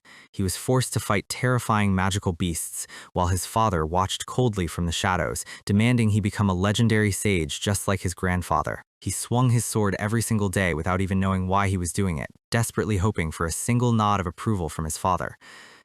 This massive castle was basically a high-end prison. He used to watch commoner kids playing with paper airplanes from his window, wishing he could join them. Every adult around him praised him as the perfect young master, but all that fake praise and noble status were just heavy chains dragging him down. The more they tried to bind him, the more he dreamed of escaping. He secretly wanted to become a traveling bard, singing freely across the world, like a free bird flying across the open continent, answerable to no one. Back in the present, Kane catches a falling white feather, smiling sadly. He knows that in this brutal world, you need strength just to have the right to be free. He walks over to a weapon rack, admitting that he doesn't actually want to become some powerful warlord. But he grabs his rapier, declaring that swinging this sword is the only way he can break the chains his family placed on him. He points the blade to the sky, determined to enter the academy, get strong on his own terms, and earn the right to live his life exactly how he wants. He strikes a flashy, elegant pose, trying to play off the deep emotional moment with some classic noble flair. Kane smiles, telling Louis he's counting on him. Louis smirks, stepping into a fluid martial arts stance. It's time to see what the golden boy can actually do. They clash, their wooden swords slicing through the air. Meanwhile, deep in the shadows of the forest, William is silently watching their sparring match. The butler steps up behind him, holding a thick stack of papers. It's the official background check on Louis Carrel. The butler adjusts his monocle, reading the report. He says Louis is an absolute anomaly. During the academy exams, he used weird, ancient physical combat styles that no master had ever seen, breaking historic records and even beating Faye Durhan without using a drop of active magic. And it gets crazier. The principal of the academy, a literal grand master, personally fought off a highly trained assassin guild the previous night just to protect this kid. William watches Louis easily parry one of Kane's high-speed thrusts. He notes that Louis seems to be a massive trouble magnet. The butler asks why William is allowing their precious heir to associate with someone so dangerous and controversial. William smiles. He says trouble magnets attract danger, but overcoming that danger is the only way a warrior actually grows. On the field, Kane launches a high kick, but Louis shifts his weight and blocks it with millimeter precision. William believes Louis is the exact catalyst Kane needs to finally break his limits. Back on the field, Kane starts channeling wind magic, his sword glowing green. He screams for Louis to take his ultimate technique. Louis smiles wildly, telling his friend to bring everything he's got. He's not going to hold back. William watches, realizing his son actually has a much better eye for talent than he does. Kane leaps into the air, launching martial arcane wind lunge, descending like a green hurricane. The concentric target rings snap into Louis' gray eyes. He connects his parietal lobe to his cerebellum, instantly calculating the wind trajectory. He slips right past the high-speed wind thrust, his footwork creating a lateral illusion as he closes the distance in a split second. Before Kane can even react, Louis is standing right in his blind spot, casually tapping his chin with his finger. He tells Kane his magic speed is great, but his movement vectors are way too straight and predictable. Kane just chuckles, fully realizing why even Faye couldn't beat this guy. Louis looks thoughtful, staring at Kane's posture. Kane scratches his head, asking if he has something on his face. Louis grabs Kane's sword, asking if he's ever felt like his entire combat style is fighting against his natural physical mechanics. Kane is confused. He explains that his techniques are the ancient secret arts passed down through generations of Aranka mages. His father and grandfather both became godlike sages using this exact style. Louis looks at him seriously.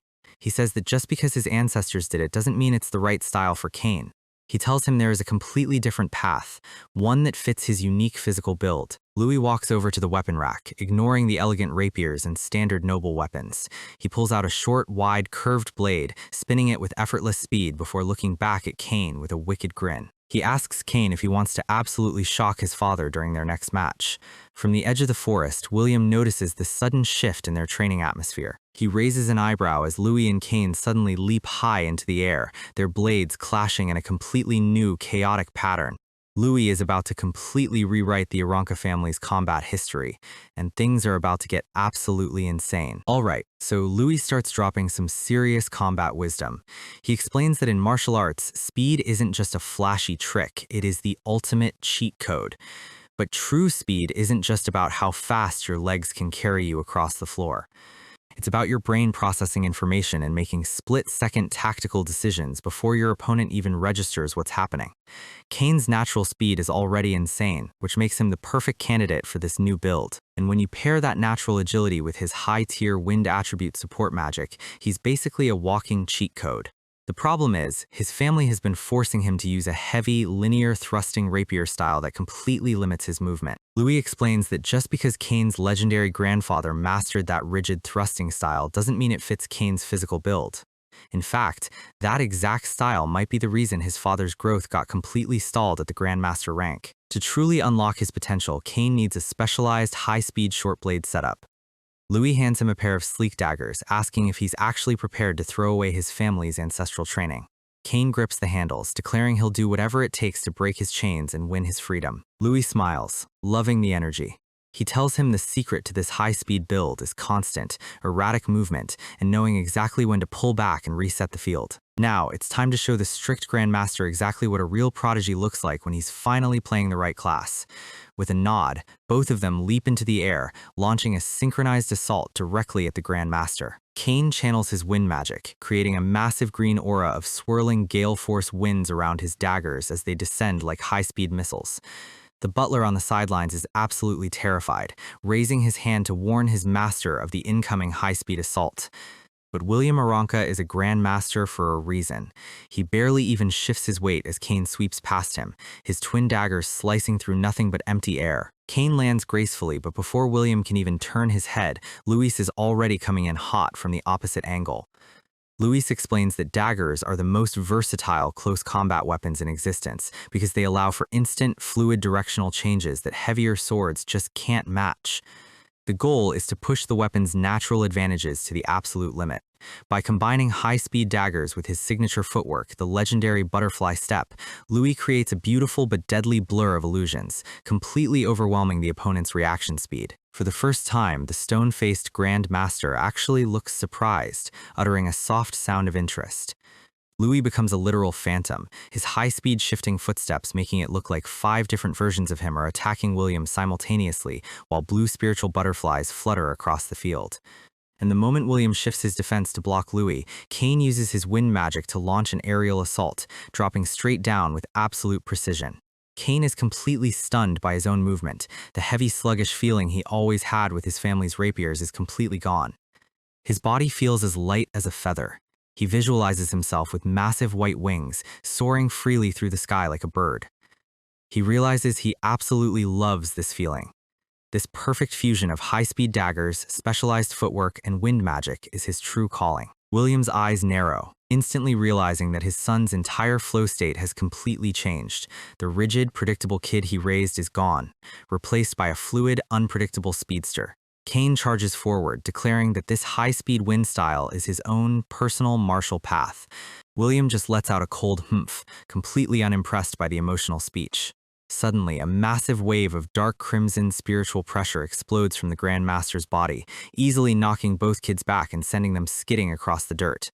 William's eyes glow a menacing purple under the pressure. He tells Kane that discarding centuries of his family's refined techniques just to prove his own little ego is the height of naivety. The pressure is overwhelming, but Louis is already back on his feet, shouting for Kane to accelerate and keep the momentum going. Kane grit his teeth, instantly channeling another burst of wind magic, launching himself forward to shield Louis. They cross their blades, forming a massive glowing green X of high-speed wind energy as they charge the Grandmaster together. William stands his ground, his face completely calm as he prepares to show them the massive gap between an apprentice and a Grandmaster. They launch a flurry of high-speed slashes, but William easily parries every single strike with raw kinetic force, the air splitting with loud metallic ringing. William casually asks if this is the absolute limit of their little speed show, raising a hand wrapped in dense red spiritual energy. He lunges forward, his hand heading straight for Kane's throat. But instead of panicking, Kane utilizes his new footwork, performing a beautiful lateral slip and sliding away from the hand. William frowns, calling the sudden retreat cowardly as he charges after the boy. But Kane remembers Louis' training. Retreating isn't a sign of weakness or fear, it's a strategic pullback designed to store kinetic energy.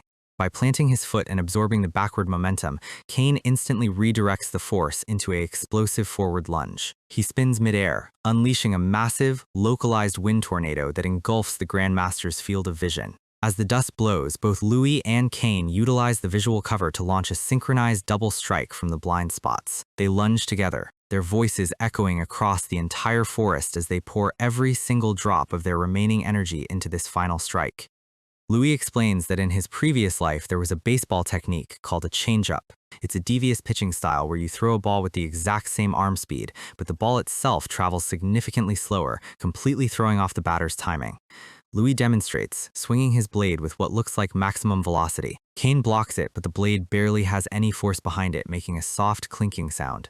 Louis casually pulls his blade back, explaining that by varying your speed mid-strike, your standard movements become highly effective feints. If the opponent's brain gets confused by the sudden change in tempo for even a microsecond, the match is already over. You can easily overwhelm even the strongest masters by constantly changing the speed of your dagger strikes, making it impossible for them to establish a defensive rhythm. Back in the present, William utilizes his massive speed to create physical afterimages, prepared to end the match. Kane charges directly at him, his wind-infused dagger heading straight for his father's chest. William easily slides to the side, thinking this linear, slow attack is a massive disappointment. But mid-swing, Kane suddenly alters his tempo. The blade that looks slow suddenly snaps forward with explosive, blinding speed. The blade slices clean through the air, grazing the edge of the Grandmaster's fur collar before he can even blink. Louis and Kane grin wildly, closing in from both sides to finish the combo. But before they can strike, William's voice booms across the field, commanding them to halt immediately. Both kids instantly freeze in place, their daggers hovering inches away as they pant heavily. William stands there, slowly straightening his clothes, his expression unreadable. Kane is sweating, staring at his father, waiting for the inevitable lecture about disgracing the family name. But instead of screaming, William turned his back, warning Kane to make sure he doesn't disgrace the Aranka name at the academy. Kane's face instantly lights up. He clenches his fist, shouting a proud yes. His father just acknowledged his strength for the first time in his entire life. As William walks away, the butler is absolutely stunned. The Grandmaster actually let out a soft sigh. William thinks back to the battle, analyzing the consecutive close-range strikes, the hit-and-run tactics, and the erratic speed variations. He manifests a glowing spiritual dagger in his hand, realizing that the concept of using a strategic retreat to build momentum is actually brilliant. He smiles to himself, finding it hilarious that a legendary Grandmaster like him just learned a valuable combat lesson from a couple of 13-year-old kids. Louis watches them leave, sighing as he complains that the spar ended way too quickly. He wanted to test his limits a bit more against a real Grandmaster. Kane throws his arm around Louis' shoulder, his face filled with pure joy. He's so grateful that he drags Louis away, promising to give him a massive thank you present. They head deep into the Aranka family's private library, a massive hall filled with towering bookshelves that look like they belong in a royal castle. Louis is completely awestruck. He's never seen this many rare magical books in one place. Kane hands him a giant cardboard box, explaining that without Louis's guidance, he'd still be struggling to find his own path. Louis opens the box, his eyes widening in pure shock. The box is literally stuffed with a massive sack of gold coins, rare high-tier magic scrolls, and exclusive Academy reference books. Kane explains that these aren't just basic textbooks, they contain high-grade magic theory and secret Academy archives that commoners would never get to see. Louis looks through the books, learning that the Academy's curriculum is split into magic and physical martial arts, and every new student must undergo a magic awakening ritual. Louis asks what this awakening ritual is. Kane explains it's a ceremony where you connect with Gaia's statue to sense the natural elements. To do it at a standard church temple, even a noble must pay a hefty fee of 10 gold coins. Louis is horrified, realizing 10 gold coins is several years of living expenses for his entire orphanage. But Kane reassures him that the ritual is completely free for Academy students. Kane tells him that while the ritual is free, other living expenses and rare book rental fees at the Academy still cost a fortune. He tells Louis to rely on him whenever he's in trouble, pointing to the massive bag of gold in the box. Kane casually asks if they can call their previous exam bet even now that he's given him this massive prize. Louis happily agrees. But Louis knows he can't just rely on handouts. He needs a massive, steady flow of income to buy the orphanage's land from the corrupt church. He remembers Julian saying that magic pharmacists make a fortune and wonders if there are books on that in the library. Then, a massive light bulb goes off in his head. He looks at a drawing of a complex watermill on the wall, realizing he can use his advanced mechanical engineering knowledge from his past life to invent revolutionary devices and make a fortune. He turns to Kane, asking if the Aranka family has strong connections with the local merchant guilds. When Kane asks why he's suddenly interested in business, Louis just puts a finger to his lips, giving him a mischievous wink. The hustle never stops. 1 week later, the grand gates of the Candria Arcanist Academy swing open, welcoming the elite freshmen for the official entrance ceremony. Louis walks through the gates, looking exceptionally sharp in his new gray academy uniform. The day has finally arrived. Suddenly, a pink-haired girl walks past him, sniffing the air with a very strange expression. She looks back, analyzing Louis' scent. She recognizes the incredibly expensive, high-tier Aranka family cologne on him, assuming his parents must be wealthy counts at the very least. She immediately turns on the charm, introducing herself as Rose from the 150th class, and offers to give the handsome, noble newbie a personal tour of the campus.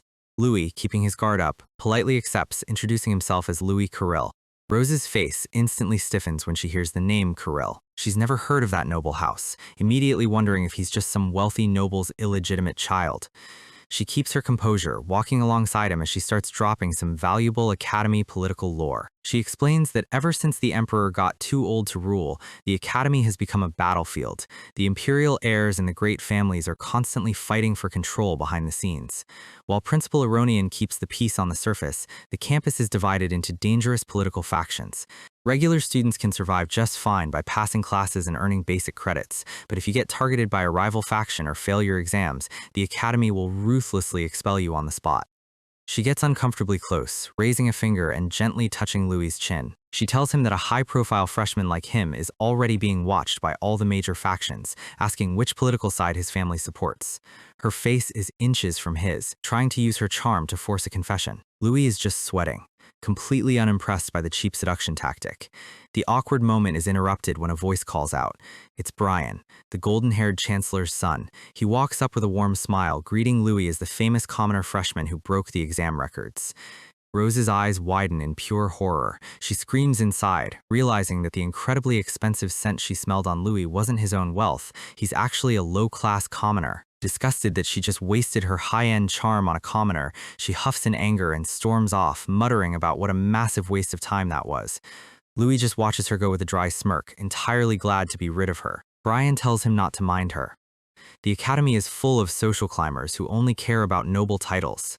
He shakes Louis' hand, explaining that the academy is basically a miniature version of the empire. As a commoner, Louis is going to face a lot of classist hostility, but Brian offers to help him whenever he needs it. Kane comes running over, loudly calling Louis' name, which instantly shifts Brian's expression. Not wanting to get caught in the middle of a great family's business, Brian quickly backs away, saying he's going to greet the other freshmen. Louis watches him leave, his analytical eyes narrowing as he senses something slightly off about Brian's overly friendly behavior. Brian walks away, his warm smile completely vanishing into a cold, calculating gaze. This guy definitely has his own hidden agenda. Kane runs up, asking what he was talking about with Brian. Louis tells him it was just basic greetings, asking if Kane knows him. Kane explains that Brian is the Imperial Chancellor's son. He says they aren't close, but Brian has a decent reputation. He's a decent guy on the surface, but Kane admits he doesn't really like weak-willed people who can't make their own decisions. A voice calls out, calling Kane a musclehead. It's Faye Durahan, arriving with the quiet Miliana. Faye points a finger at Kane, telling him if he wants attention, he needs to beat her in a fight first. Miliana casually waves at Louis. Louis turns to Faye, thanking her again for giving him her emblems during the survival exam. Faye brushes it off, saying Louis earned his spot with his own raw power, but she clenches her fist, her eyes burning with determination as she promises to absolutely destroy him in their next rematch. Kane immediately steps in, screaming that she needs to get through him first. The two battle maniacs start screaming at each other, while Miliana and Louis just watch them with pure secondhand embarrassment. Miliana calmly grabs Faye's collar, dragging her away to finish registration, while Faye keeps yelling insults back at Kane. Once the chaos settles, Kane pulls out a massive, heavy leather bag of gold coins and hands it to Louis, saying this is his official share of the business. They walk past the Berna Village Trading Company, and Kane explains that everything went exactly according to Louis' business plan. We get a quick flashback of Louis formulating a high-end, subtle perfume using rare materials from the Aranka estate. Kane was highly skeptical at first, but Louis assured him that noble ladies would pay a fortune for a scent that stands out from the usual overpowering perfumes. Back in the present, Kane admits the perfume sold out instantly for an astronomical price. He looks at Louis with a mix of awe and fear, joking that he wants to crack Louis's head open just to see what kind of futuristic knowledge is hidden inside. Louis puts an arm around Kane's shoulder, telling him to keep this highly lucrative business strictly between the two of them. Kane agrees, since he made a massive profit off it too. They arrive at the registration desk, and the administrator hands Louis his official academy credit card, wishing him luck on becoming a master. As they walk away, a group of arrogant noble students start whispering in the background, calling Louis a shameless commoner, who only got in because he leeched off Kane and Faye's success. Kane mentions that the principal officially expelled Sheath for hiring that elite assassin guild to attack Louis in the forest.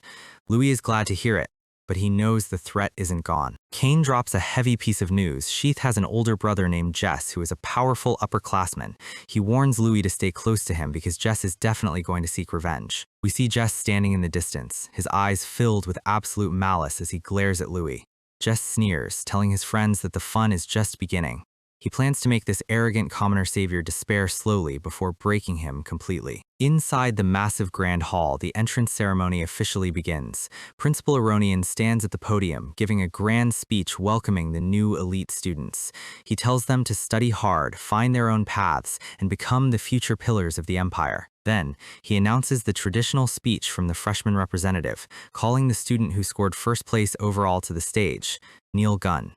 A pair of bare feet slowly steps up the stone stairs, and the entire grand hall goes dead silent. Neil Gunn walks onto the stage completely naked, carrying his massive steel warhammer over his shoulder.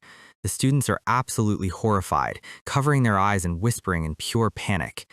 Even the academy staff is losing their minds, while the principal just stands there with a deadpan expression. Neil slams his massive hammer onto the stage, pointing a finger at the crowd as he screams, "Listen up, you morons!" He yells at the top of his lungs, declaring that his only goal at this academy is to beat every single one of them until they piss themselves. It is the most unhinged freshman speech in history. The noble students erupt in pure rage, flipping him off and calling him a savage brute. Neil just screams back, calling them weaklings who only know how to talk big. The chief administrator is physically sick, clutching his stomach and muttering about wanting to quit his job already because of these crazy kids. Neil's eyes lock onto a specific target in the crowd. He grins like an absolute psychopath, declaring that his main target is right there. With a wild roar, he spins and hurls his massive, heavy steel warhammer directly into the middle of the crowd. The colossal hammer flies through the air, crashing into the stone floor with an explosive impact that shatters the ground into pieces. Dust and debris fly everywhere as the students scramble away in pure panic. The hammer stands embedded in the shattered stone, smoking right in front of Louis and Kane. Louis stands his ground, staring at the weapon with absolute calm. Suddenly, Neil Gunn drops down from the sky, landing gracefully on the very tip of his hammer handle with bare feet. He crouches there, looking down at Louis with a wild, bloodthirsty grin. He declares that Louis Kirill is the only one worth fighting in this entire trash academy and demands a match right then and there. Louis's eyes go dead cold as he locks onto his challenger. The first day of school is already off to an absolutely chaotic start, and things are about to get incredibly violent. Kane immediately jumps in front of Louis, telling this naked menace to back off because the official ceremony is still active. Neil just looks down from his hammer, asking if they're both just cowards. Kane's face instantly twitches with rage. Calling a great family heir all bark and no bite is the fastest way to get your name written on a tombstone. Kane is ready to throw hands right then and there, while Louis watches from behind, realizing his new golden retriever friend has zero impulse control. Kane throws a massive punch, his knuckles heading straight for Neil's face. But before the fist can land, a bandaged hand snaps out of nowhere, catching Kane's wrist with absolute ease. Louis tells Kane to calm down. Getting expelled on day one for an unsanctioned brawl is not part of the plan. Neil just lets out a laugh, giving them a thumbs up and declaring he has absolutely no problem taking on both of them at the same time. Suddenly, Brian steps in, playing the role of the mature, wise upperclassman. He tells Neil that talented commoners are rare here, so they should really try to get along. Brian warns him that acting selfishly and picking fights with everyone is the fastest way to get kicked out of the academy. He's trying really hard to sound like a main character here. Neil doesn't even look at him. He just spits on the floor, telling the small fry to get lost because he has zero interest in weaklings who only talk. Brian's polite smile instantly cracks. The surrounding noble crowd starts muttering, complaining that these low-class commoners have absolutely no manners. Kane just cracks his knuckles, laughing at Brian for embarrassing himself by trying to play the heroic mediator. Neil is about to swing his hammer again, but a heavy hand suddenly drops onto his shoulder. The strict temple instructor has arrived. The instructor reminds him that unsanctioned duels are strictly banned. Fighting is only allowed during official classes, tests, or state-sanctioned tournaments, and an instructor must always be present. And the penalty for breaking that rule is immediate expulsion.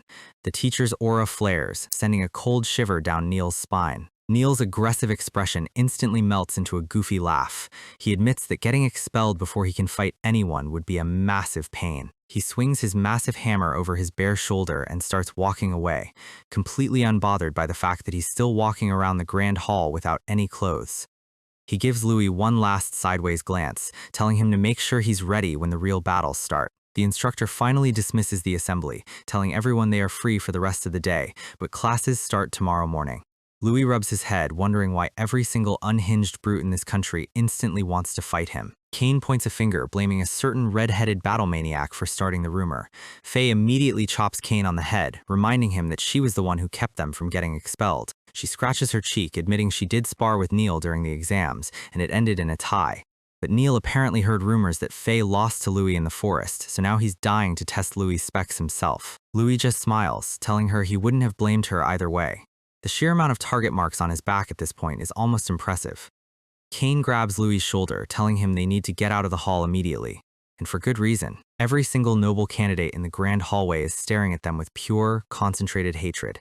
They decide to clear their heads by visiting the Academy's official merchant shop, which looks like a luxury medieval mall. But the moment Louis looks at the price tags, his soul nearly leaves his body. A standard fluffy feather pillow is 30 silver coins, and a herbal pillow for sleeping costs 5 gold coins.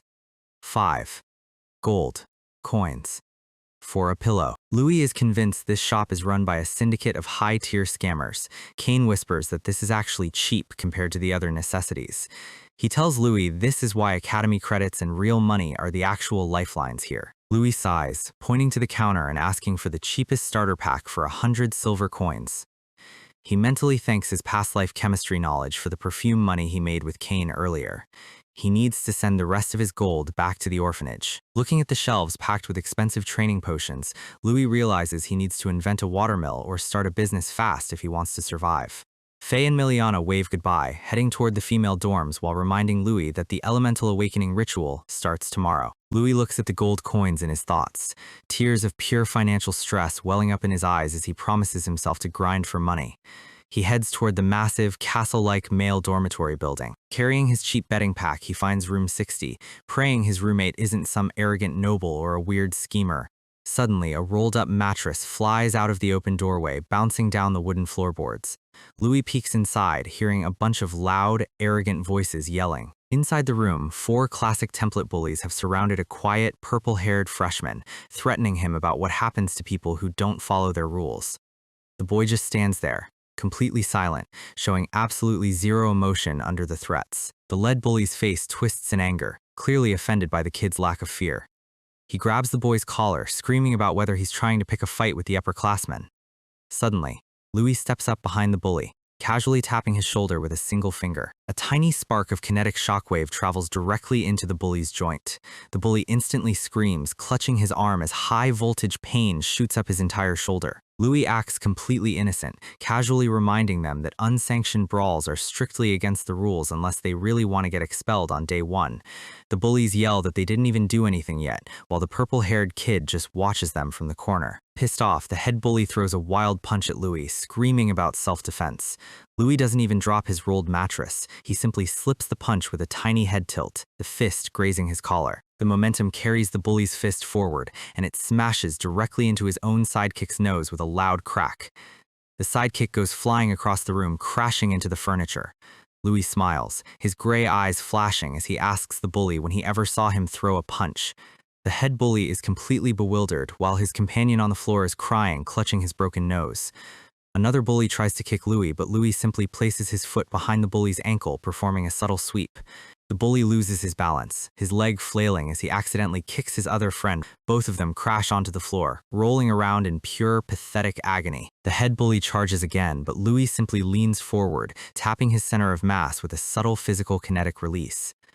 The bully's face goes completely pale, his entire body freezing as the shockwave temporarily paralyzes his motor functions. Louis casually places his foot right in the path of the bully's stumbling legs. The head bully trips, flying face first into his remaining friends in a massive, clumsy pile of bruised limbs. The sidekick is bleeding from his nose, furiously screaming at the leader for punching and kicking his own team. The head bully point a shaking finger at Louis, screaming that this is all his fault. Louis just shrugs, telling them they shouldn't blame others just because their own bodies are incredibly clumsy. He calls them senpai with the most sarcastic tone possible. The bully looks at him with pure horror, trembling as he realizes Louis manipulated their bodies without ever launching a single visible strike. He calls him a monster. The word monster causes Louis's eyes to narrow, his expression turning cold. He takes a single step forward, and the sheer pressure in the room makes the bullies scramble backward like frightened insects. Before Louis can do anything else, a quiet hand gently taps his arm from behind. It's his purple-haired roommate. Louis looks at him, reading the silent expression. The boy is telling him to let them go before the guards arrive. Louis sighs, turning to the bruised bullies and asking if they'd like to go explain this clumsy pile-up to the principal together. The head bully screams for his team to run, scrambling out of the room while shouting the classic pathetic villain promise of revenge. Louis introduces himself as their new roommate, asking the quiet boy for his name. The kid just silently picks up his mattress. He performs a polite, silent bow, still refusing to say a single word. Louis looks down at the name tag pinned to the boy's mattress, Kara Candace. Louis watches him walk to his bed, thinking that this kid isn't just shy, he's playing a completely different game of stealth. He looks around the neat room, picking up a fallen chair. Louis' sweat drops, realizing his roommate is definitely the type who gets targeted by every bully on campus if he isn't careful. He cleans up the room, thinking that today was a massive hassle, and the school year hasn't even officially started yet. He stares out the window, hoping tomorrow's magic awakening ritual will be peaceful. Meanwhile, in the dark temple outside, two shadowy figures are lurking. They stand over a specific magic circle, grin maliciously as they activate a glowing purple device. They have set a trap, and our guy is heading straight for it. The next morning, the freshmen gather inside the Grand Academy Temple, a massive hall dominated by a giant white stone statue of Goddess Gaia. Louis and Kara stand in the crowd, looking up at the imposing goddess. The temple priest raises his hands, introducing the great creator Goddess Gaia to the new applicants. He starts reciting the world's official lore. Long ago, Goddess Gaia created a world where humans and monsters could coexist, but the monsters quickly claimed dominion with their overwhelming natural power. Massive dragons ruled the sky, behemoths claimed the mountains, and giant krakens ruled the depths of the ocean, bathing the entire world in blood. Countless humans were utterly slaughtered in the chaotic monster wars. Seeing the slaughter, Goddess Gaia took pity on humanity and bestowed her divine blessing, allowing them to comprehend the four main elements. And from those elements, humanity created martial arcane, successfully escaping extinction to become the new rulers of the continent. The priest declares that today, the students will receive that same divine blessing and awaken their true magical power. Louis, however, is highly skeptical. He notices there is still absolutely zero mention of the first hero in the church's official history. The church is definitely hiding something massive about the origins of magic. Suddenly, the priest points directly at Louis and Kara, commanding them to step forward. He tells them they are assigned to the front positions, gesturing for them to follow him. He points to two specific floor tiles, telling them to sit down. He explains that if they have any magic talent, they will easily sense the elements, but his internal thoughts are incredibly malicious. He glares at Louis, thinking that if this commoner trash fails to sense anything, he'll be expelled immediately. Louis notices the subtle twitch in the priest's face, instantly sensing the hostility. The air between them practically crackles with tension. This priest is definitely working for the noble faction. The priest turns back to the crowd, loudly announcing the start of the ritual and commanding everyone to sit. Louis sits down, wondering what he did to make this random temple priest hate him so much. The priest stands in front of the giant statue, chanting about the four great elements that form the foundation of the world. He tells them to sharpen their minds under the goddess's blessing and reach out to the elements. He raises his hands, and the rings on his fingers glow with intense elemental light, activating the temple's array. A massive circle of elemental energy flares across the entire temple floor, swirling with red, blue, green, and yellow light. Glowing elemental runes manifest on the floor tiles beneath the students. The giant statue of Goddess Gaia begins to emit a blinding white light, channeling dense mana into the room. The stone eyes of the statue glow with divine power. The entire temple is flooded with an ocean of pure mana. The sheer force of the energy blast knocks several students back, their faces filled with awe. A massive, glowing golden projection of goddess Gaia rises into the sky, filling the temple with cosmic energy. The noble students look up, completely mesmerized by the beautiful floating colored stars of elemental light. One student is thrilled about sensing the fire element, while another is disappointed about sensing water. Suddenly, a massive, roaring vortex of fire and earth erupts on the other side of the room. The noble students scream in terror, realizing the commoner brute Neil Gunn has just awakened two attributes simultaneously: fire and earth. They stare at the raging firestorm, wondering how a commoner could have this level of monster talent. Neil laughs like an absolute maniac, his red eyes glowing as the fire wraps around his body. The massive storm of rock and flame shakes the room. Neil clenches his fists, declaring that all elements must obey his command. He glares across the room, searching for Louis, wanting to see if his rival can match this display. He scoffs, thinking that if Louis can't even awaken, he isn't even worth fighting. But over on Louis's tile, there is absolutely zero light. The surrounding students start whispering, realizing the genius commoner hasn't sensed a single element. Louis is sitting in complete darkness, a thick, suffocating black fog of mental suppression wrapping around his mind, completely blocking his senses. He struggles, wondering if his status as a reincarnator from another world is blocking his connection to this world's magic. But he remembers his spar with Cain. He definitely felt the subtle flow of wind mana back then. This is different. It feels like a physical, artificial cloud is actively smothering his consciousness, trying to lock him inside his own head. His expression turns furious, his teeth grinding. He thinks back to his past life, bedridden and abandoned in a hospital wheelchair, and reminds himself that his iron will won't break to some cheap magic. With a massive roar, he unleashes an explosive blast of raw willpower from his soul. A blinding shockwave of blue spiritual light erupts from his body, tearing through the mental suppression like paper. The shockwave is so powerful it physically cracks the stone floor around his tile, sending debris flying. Louis's eyes snap open, sparkling with pure, dense starlight. The black fog vanishes, and 4 brilliant colors of elemental light suddenly appear before him. The priest on the altar is absolutely horrified, staring at Louis in disbelief. He spent a fortune setting up a highly illegal magic array to completely sever Louis's mind, yet the kid just shattered it with raw willpower. Louis reaches out toward a glowing blue element, expecting to bind it. But the moment his hand touches the light, the elemental star simply slips through his fingers, refusing to connect. Louis stares at his hand, frustrated that he can clearly sense the mana, but physically cannot bind any of it. Suddenly, Kara Candace slides across the floor, leaning over and tapping Louis's shoulder.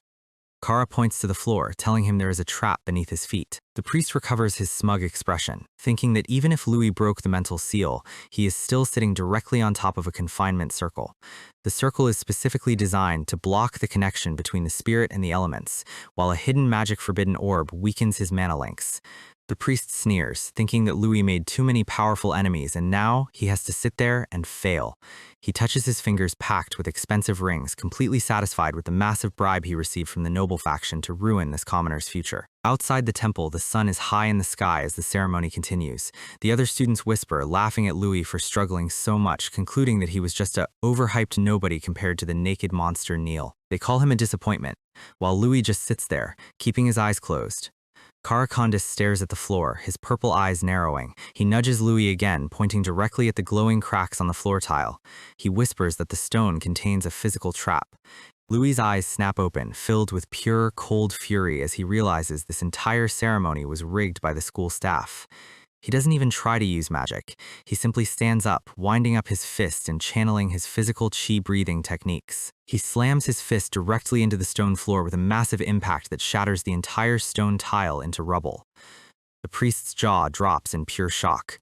The shattered stone reveals the glowing purple runes of the illegal confinement circle and the sabotaged magic device hidden directly beneath the tile.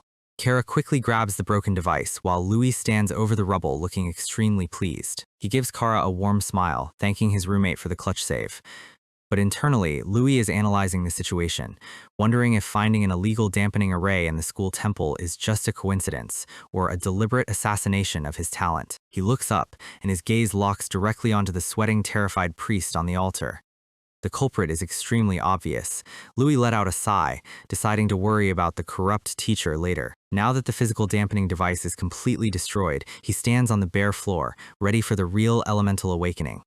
Suddenly, a massive roaring storm of colored meteors rains down from the temple ceiling. The sheer force of the energy creates a massive swirling vortex of red, green, blue, and yellow light around Louis. The entire temple erupts in panic, the students screaming as the massive elemental storm shakes the pillars. They stare at the colossal vortex of all four elements, realizing the commoner savior has just awakened a quad attribute talent that dwarfs even Neil's double elements. The real monster has just entered the academy, and the corrupt nobility is officially cooked. So, the corrupt priest Sid is completely losing his mind. He stands there sweating, wondering how on earth a 13-year-old commoner just shattered a high-tier confinement circle with his bare fists. Before he can scramble to fix his rigged setup, a gloved hand gently drops onto his shoulder. Sid slowly turns his head, his face going completely pale as he recognizes Principal Aronian Smith standing right behind him, telling him to stand down.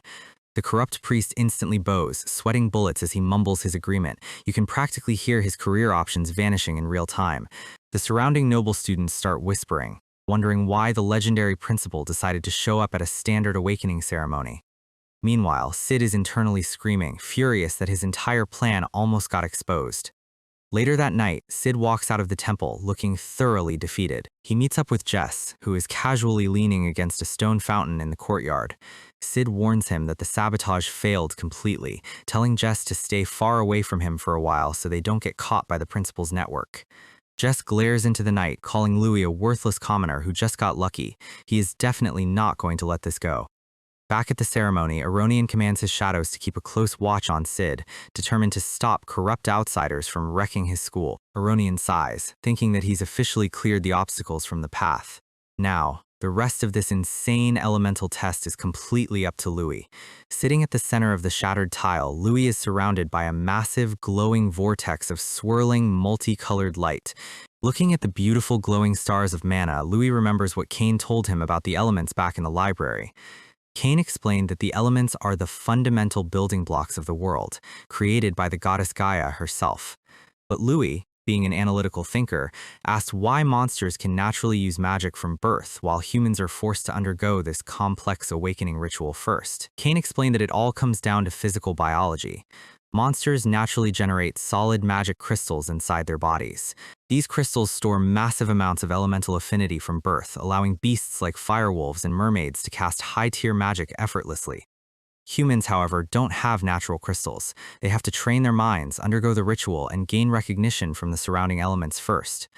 During the ritual, elements with high compatibility will naturally approach the student, leaving only physical and mental training to master them.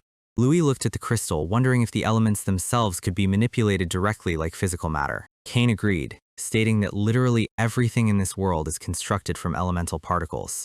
Back in the present, Louis focuses on a floating blue element, wondering if his body naturally favors the water attribute. He slowly reaches out, gently touching the glowing blue star with his finger. But the moment he connects, his consciousness is suddenly dragged deep underwater, surrounded by a school of glowing fish. Suddenly, a massive, terrifying kraken with glowing red eyes rises from the depths, locking onto his mind. The primal beast's absolute killing intent spikes through his consciousness, triggering his survival instincts. The pressure is too intense, and Louis's heart rate spikes, triggering his silver blood rampage curse. He roars in agony, his eyes flashing a dangerous dark red.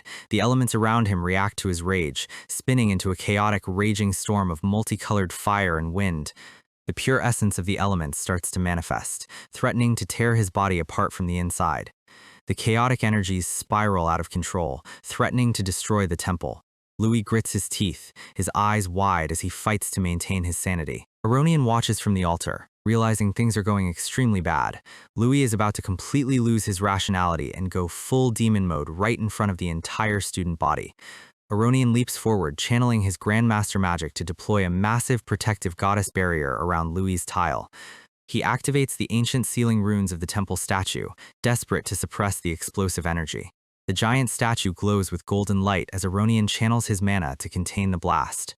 The glowing runes on the floor lock into place, forming a barrier over the elemental circles.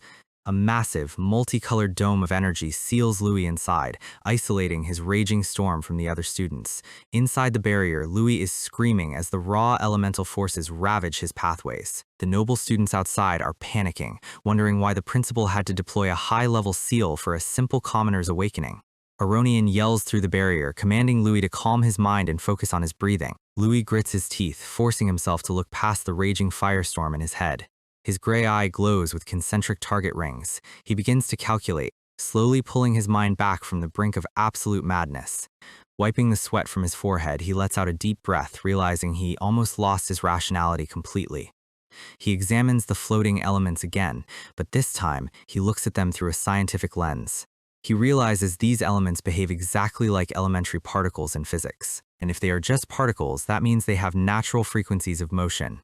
By using his chi breathing to match and manipulate their frequency, he can harmonize their movement, completely eliminating the conflict between the elements. A blinding flash of light erupts from his hand. He successfully binds all 4 elements: earth, water, fire, and wind, holding them in his palm like a gacha gamer who just pulled a full set of legendaries. Outside, Aronian is still holding the barrier, but the sheer density of Louis' mana is cracking his defensive shield. Aronian's eyes widen in genuine awe, looking at the massive storm of power. The surrounding students are physically blown back by the wind pressure, realizing Louis' raw aura is infinitely more terrifying than Neil's firestorm.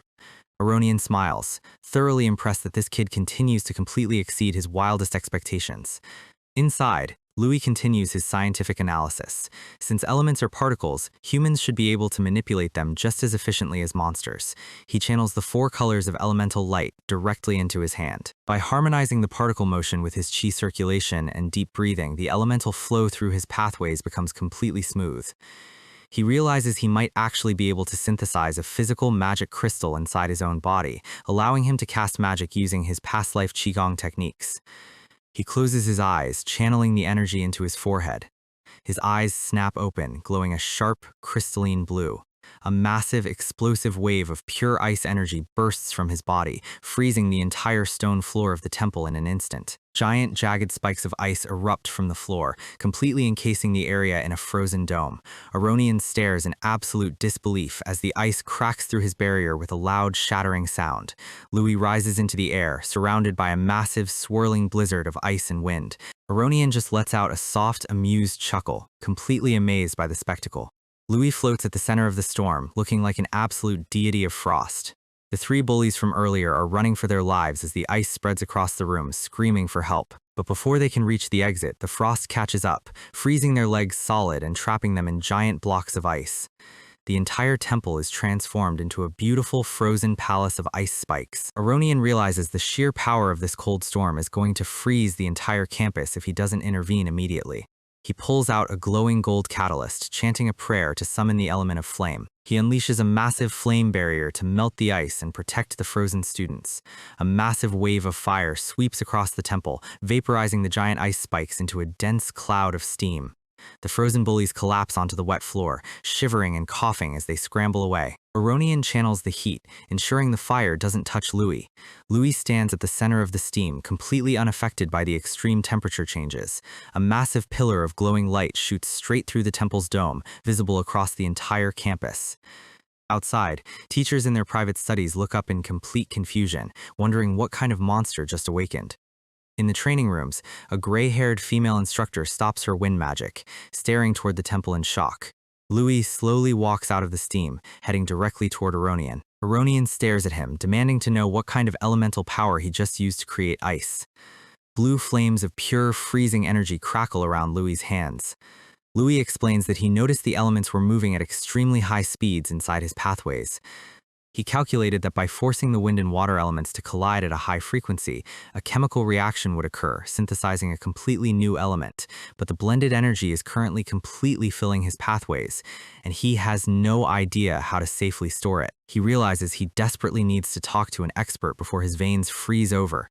He looks up and sees Aronian staring at him. Aronian snaps his fingers, casting a sleep spell to knock out the remaining conscious students in the room. A wave of golden light sweeps across the temple, ensuring there are absolutely 0 witnesses left. He pockets his catalyst, looking thoroughly stressed. He glares at Louis, asking if the boy has any actual idea of the absolute chaos he just caused. Louis looks at the knocked-out students on the floor, scratching his cheek nervously. He gives Aronian a goofy smile, thanking him for the clutch cleanup and admitting he might have overdone it a tiny bit. Aronian tells his shadow assistant to clean up the wet temple floor, stating he's heading back to his office.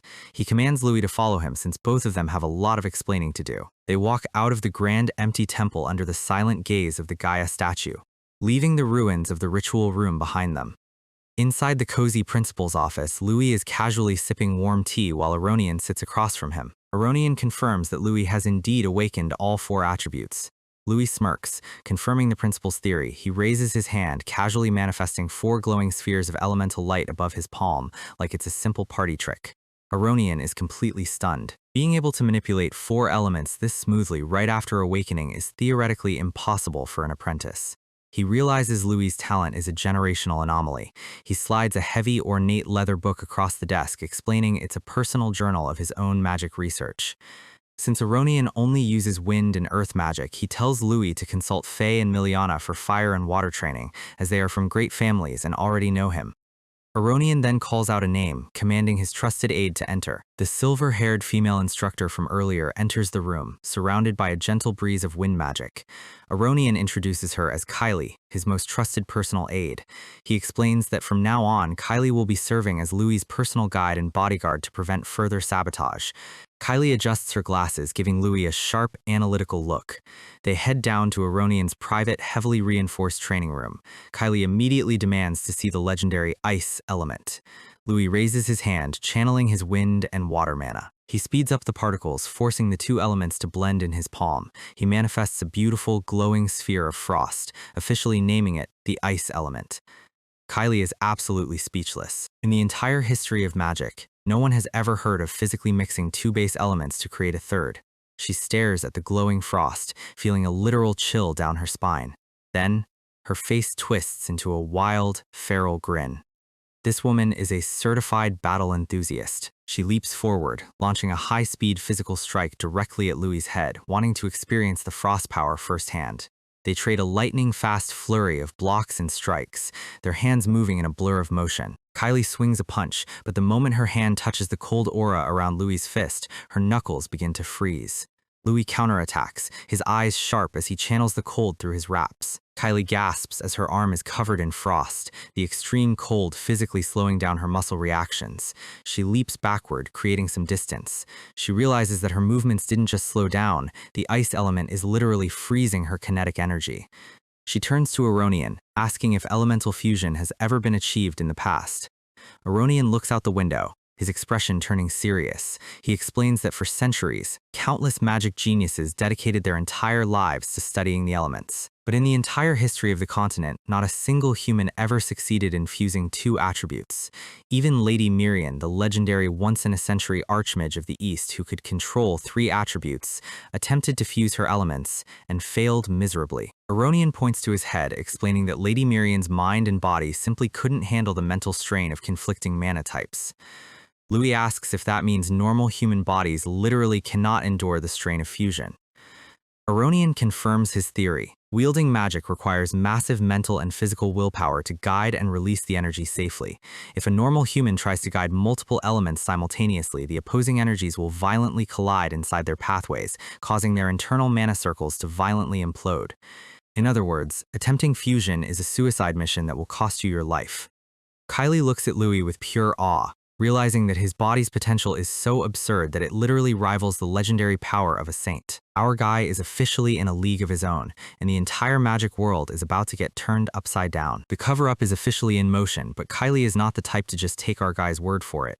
She blazes up her fire magic, demanding that Louis show her exactly how a basic water attribute is supposed to stand against her high-tier flames. She lunges forward, her fist wrapped in a blazing heat signature that would instantly vaporize any standard water shield.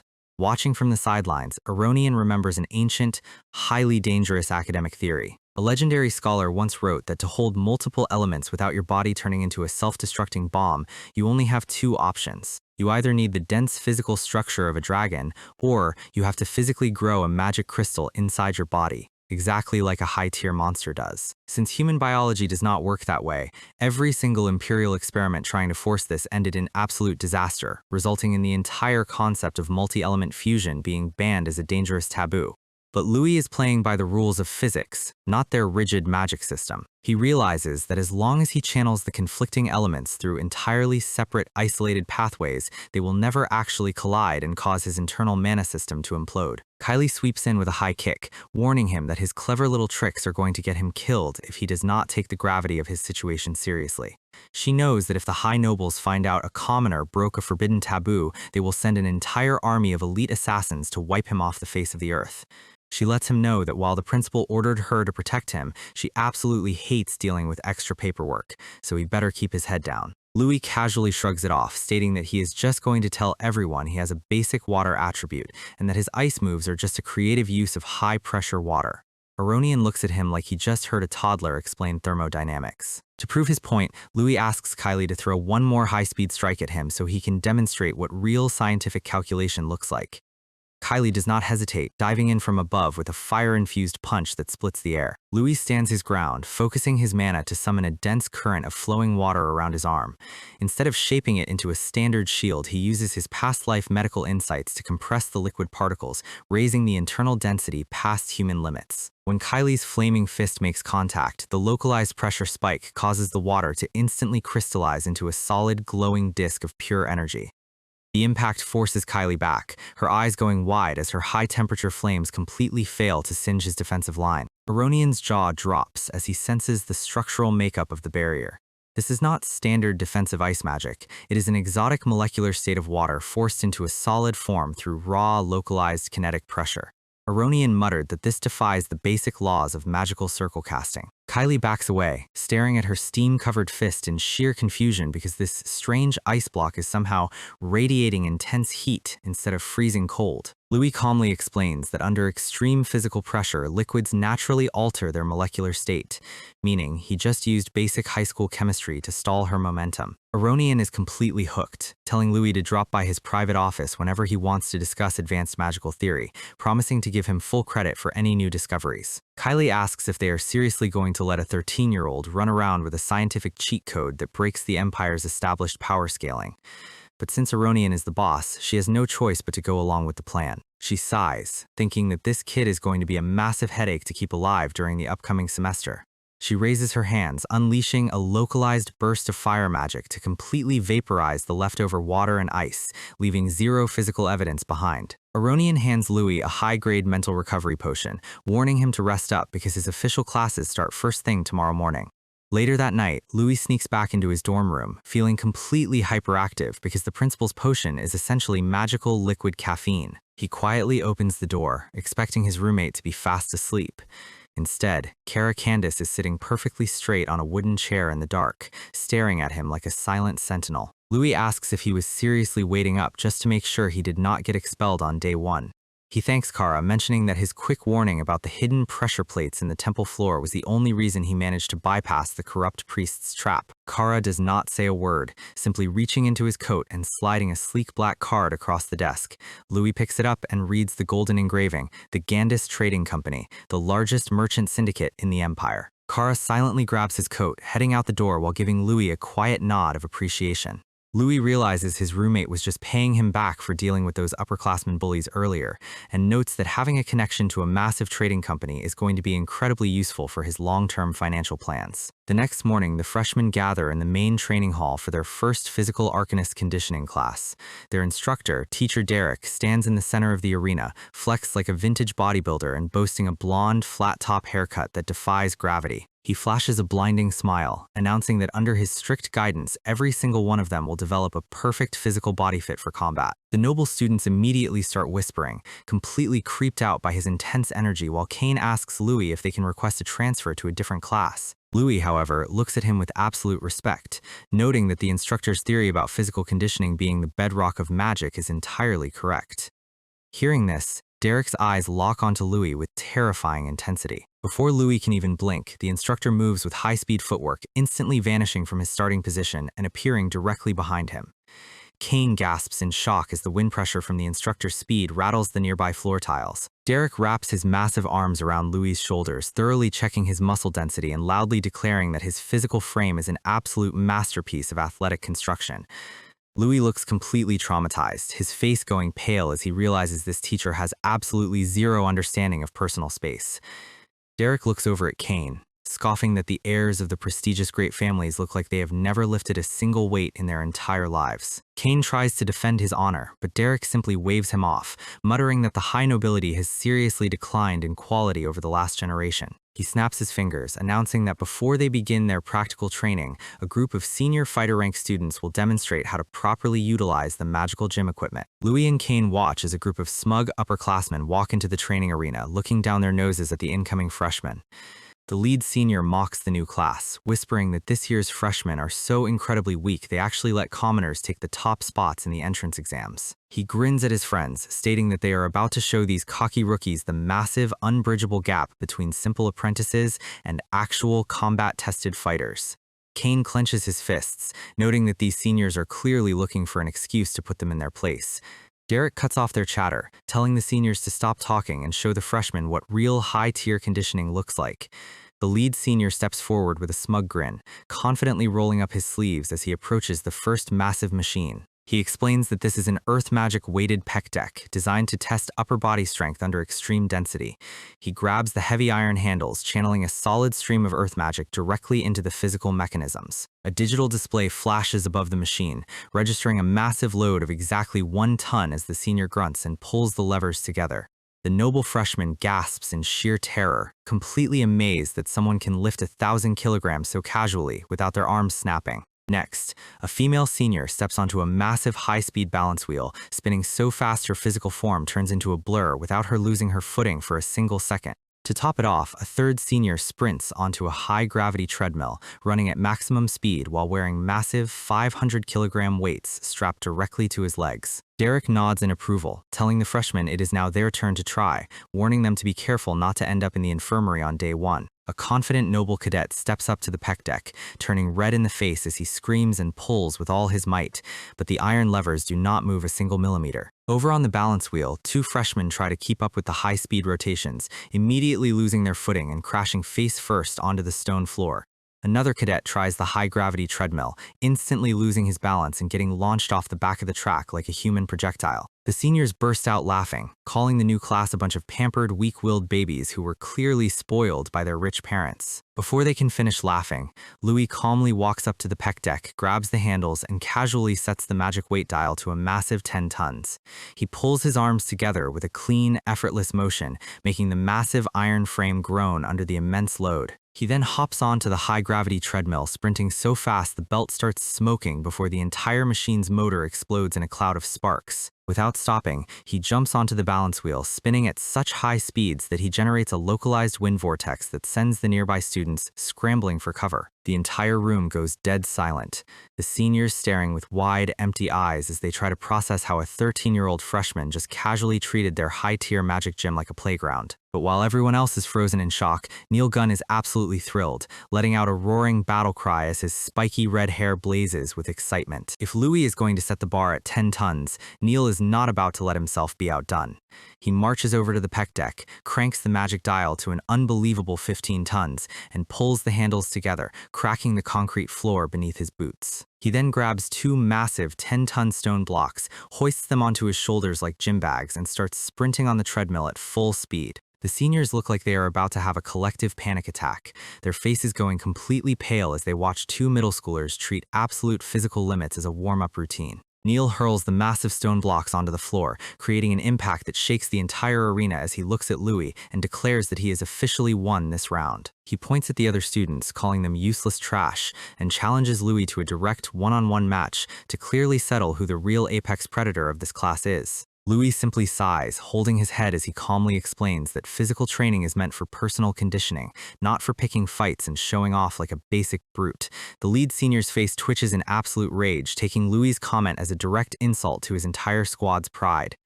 He storms over, pointing his finger at Louis and demanding to know what kind of elemental attribute he possesses that is giving him such unearned confidence. Before Louis can answer, Neil steps in, unleashing a blazing, dual-attribute aura of fire and earth that coats his skin in a molten heat signature. The seniors flinch, realizing that a commoner who managed to awaken 2 active combat attributes at 13 is an absolute monster of talent. The lead senior turns his gaze back to Louis, demanding to know his element. Louis sighs, raising his palm to summon a gentle, flickering blue flame of basic water magic. The senior stares at the tiny water droplet for a second, then bursts into absolute hysterical laughter. He mocks Louis, calling the water attribute a completely useless class, asking him if he is planning on defeating his enemies by splashing them with slightly warm bathwater. Louis blinks in genuine confusion, wondering why these guys are acting like the water element is a completely useless trash tier in the current meta.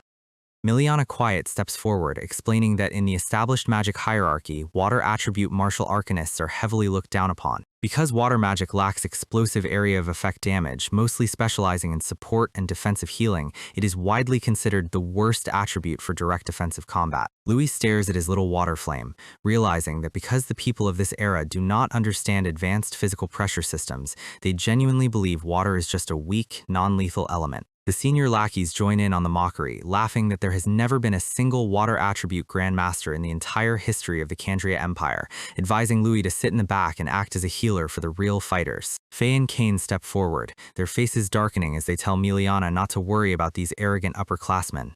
Louis looks the lead senior dead in the eye, calmly asking if they genuinely believe that a water arcanist's physical and magical limit stops at the basic master rank. The senior sneers, thumbs down, saying that is simply common sense, mocking our guy for being an uneducated commoner who does not understand basic magical tier lists. Kane completely loses his temper, shouting that these seniors are nothing but frogs in a well, completely blind to what real, uninhibited talent looks like. The training hall immediately descends into a chaotic shouting match, both sides hurling insults back and forth as instructor Derek watches with a wide, amused grin. Jess, Sheath's older brother, silently steps out of the crowd, placing a hand on Derek's shoulder with a cold, calculated expression. He reminds the instructor that the seniors were brought here to serve as direct combat examples for the incoming freshman class. He proposes holding an official sparring match combined with endurance training, specifically designed to demonstrate how utterly powerless and fragile the water attribute is in a real close-quarters fight. He looks down at Louis, a vicious, predatory smile spreading across his face as he volunteers to show him the absolute difference in power with his own hands. Kane immediately leans in, whispering to Louis that this is Jess, Sheath's older brother, warning him that the water attribute has 0 defensive body hardening spells, meaning Jess is actively looking to physically cripple him under the guise of an official lesson. But Louis simply smiles, stepping forward and telling the instructor that he believes there is no such thing as a superior or inferior element, accepting the challenge without a single shred of fear. He stands before the smug upperclassmen, declaring that he will personally prove his theory by taking on whatever the seniors decide to throw at him. Jess's squad looks absolutely delighted, grinning like they just got handed a free pass to beat down the commoner who ruined their faction's reputation. Kane looks worried, but Louis simply gives him a quick, reassuring wave, indicating that everything is proceeding exactly according to plan. Derek grins, raising his arms to announce the official rules of the match, stating that magic is strictly restricted to the central combat zone. But he drops a massive condition: to properly test their physical conditioning and endurance, avoiding or dodging any incoming attacks is completely forbidden. They must take every single hit head-on. Neil Gunn lets out a loud laugh, his fiery aura flaring up to maximum intensity as he hears the 0 dodging rule. He charges into the combat zone, roaring that a direct head-on clash of raw physical power is exactly how a real fight should be played out. He points his fist at the surrounding upperclassmen, telling them to bring on whatever weak, fragile spells they have prepared. Jess sneers, telling his lackeys to let the Earth Magic Senior deal with the water attribute rookie first while they focus on putting Neil in his place. The smug Earth user steps forward, channeling a massive wave of dense, golden-brown mana throughout his entire physical frame. A blinding flash of elemental energy erupts in the center of the ring, forcing the nearby freshmen to shield their eyes from the sheer pressure. Louis stands perfectly still, his eyes narrowing as he calmly calculates the exact trajectory and density of the senior's incoming spell. The golden light fades, revealing the senior coated in full earth armor, transforming him into a massive walking stone golem with glowing yellow eyes. He charges directly at Louis, throwing a heavy rock-infused punch aimed straight at his chest, screaming that this is the absolute end of the line for him. But before the fist can even get close to Louis, Neil Gunn dynamic entries into the frame, his fist wrapped in blazing magma as he strikes first. The impact splits the air, Neil's fiery punch shattering the solid stone defense on the senior's shoulder, sending him crashing face first into the dirt. Jess and his squad freeze in absolute disbelief, unable to comprehend how a freshman just shattered high-tier Earth armor with a single, unassisted punch. Neil shakes the dust off his knuckles, grinning that these arrogant seniors are nothing but paper-thin weaklings who do not deserve to stand in the same ring. The Earth user staggers back to his feet, his remaining stone armor trembling as he spits blood and glares at Neil in absolute fury. Jess realizes that Neil is an actual threat, quickly ordering his remaining 2 senior fighter-rank lackeys to abandon their positions and take the red-haired brute down together. The 2 senior fighters dive in from separate angles, launching a coordinated, high-speed pincer attack directly at Neil's blind spots. Neil simply roars with laughter, his muscles bulging as he welcomes the incoming physical strikes head-on. A flurry of rapid, wind-infused punches land directly on Neil's chest and shoulders, the impacts rattling the surrounding floor tiles. But Neil's eyes glow dark red as he stands completely unfazed, grinning that their low-level physical attacks do not hurt at all. Before they can back away, Neil's hands move like lightning, grabbing one senior's ankle with a solid, crushing grip. He swings him like a baseball bat, slamming him directly into the second senior with enough force to shatter their physical defense. The 2 upperclassmen are launched across the arena, crashing heavily onto the stone tiles, completely incapacitated in less than 10 seconds. The Earth Armor Senior sneaks up directly behind Neil, his fist glowing with earth magic energy as he screams that his back is completely wide open. He unleashes his strongest rock-shattering punch directly onto Neil's spine, creating a loud shockwave that kicks up a massive cloud of dust. The senior pants heavily, desperately looking through the smoke to see if his sneak attack managed to put the monster down. The smoke clears, revealing Neil standing perfectly still, his back completely uninjured as he slowly turns his head with a terrifying, bloodthirsty smile. The senior lets out a horrified shriek as his own hand violently breaks from the sheer density of Neil's skin, blood splattering onto the arena floor. Neil casually shrugs his shoulders, mocking the senior by stating that he honestly thought a tiny mosquito had just landed on his back.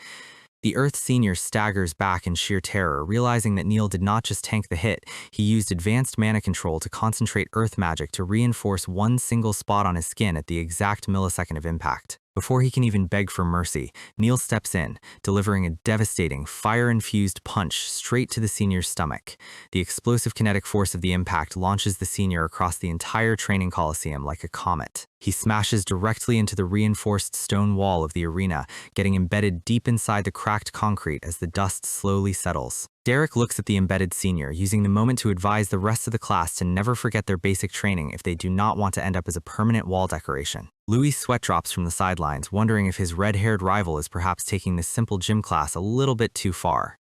Jess decides he has seen enough, charging up a massive whirlwind of high-speed wind magic as he prepares to clean up the arena himself. A female senior runs in alongside him, her hand coated in a blazing, high-temperature flame as she prepares a fire strike. But Kane and Faye instantly jump into the fray, their eyes blazing as they step between the seniors and the rest of the class, declaring that they will not let them interfere with the match. The arena erupts into absolute chaos as wind and fire magic collide in a massive display of elemental power, creating a vortex of dust and embers that isolates the central ring. Through the roaring wind, Louis stands perfectly calm, a gentle blue water aura surrounding his hand as he looks at Jess, who is staring back at him with absolute venom. With the stage completely set and the distractions handled, our guy is about to show this high noble exactly what happens when you underestimate a water attribute arcanist who knows particle physics. Jess Harry is officially on tilt. He looks at our guy and decides that his noble family's pride is worth launching a lethal strike over.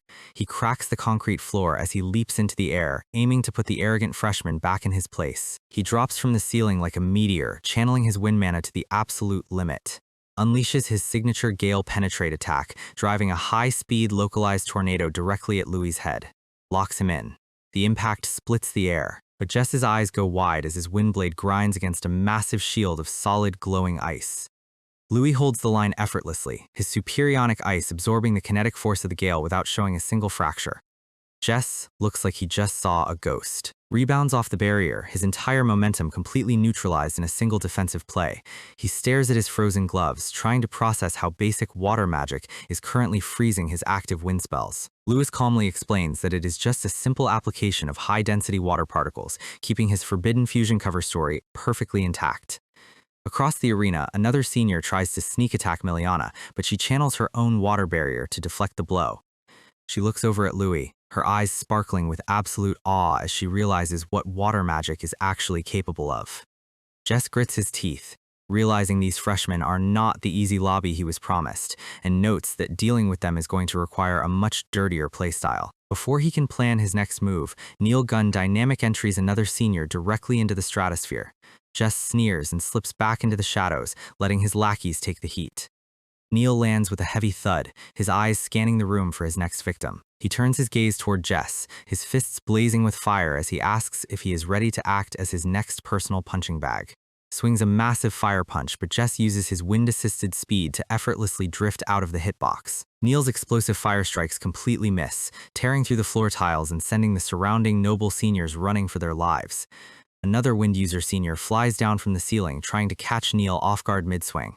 Unleashes a razor-sharp wind blade aiming directly at the back of Neil's head. Neil ducks under the blast, roaring at the seniors to stop running like cowards and fight him face to face. Jess capitalizing on the distraction, launching a high-speed wind kick directly at Louis' blind spot. Louis casually blocks it with a small ice guard on his forearm, dryly noting that noble pride apparently means attacking from behind when no one is looking. Jess smugly replies that in a real fight, a noble simply does whatever is necessary to secure the win. Neil charges back in with a blazing fire fist, forcing Jess and the Wind Senior to split their focus. Swings wild, his fire aura flaring as Louis slips back to avoid getting caught in the friendly fire. Slides across the tiles, realizing that dealing with two high-speed wind run and gun builds is starting to get slightly tedious. Jess spots an opening, his face twisting into a manic grin as he signals his partner to strike, dives down with a wind-infused dropkick aiming directly at Louis' skull. But Neil Gunn suddenly tackles Jess midair, screaming at him to stop interfering in his direct matchup with Louis.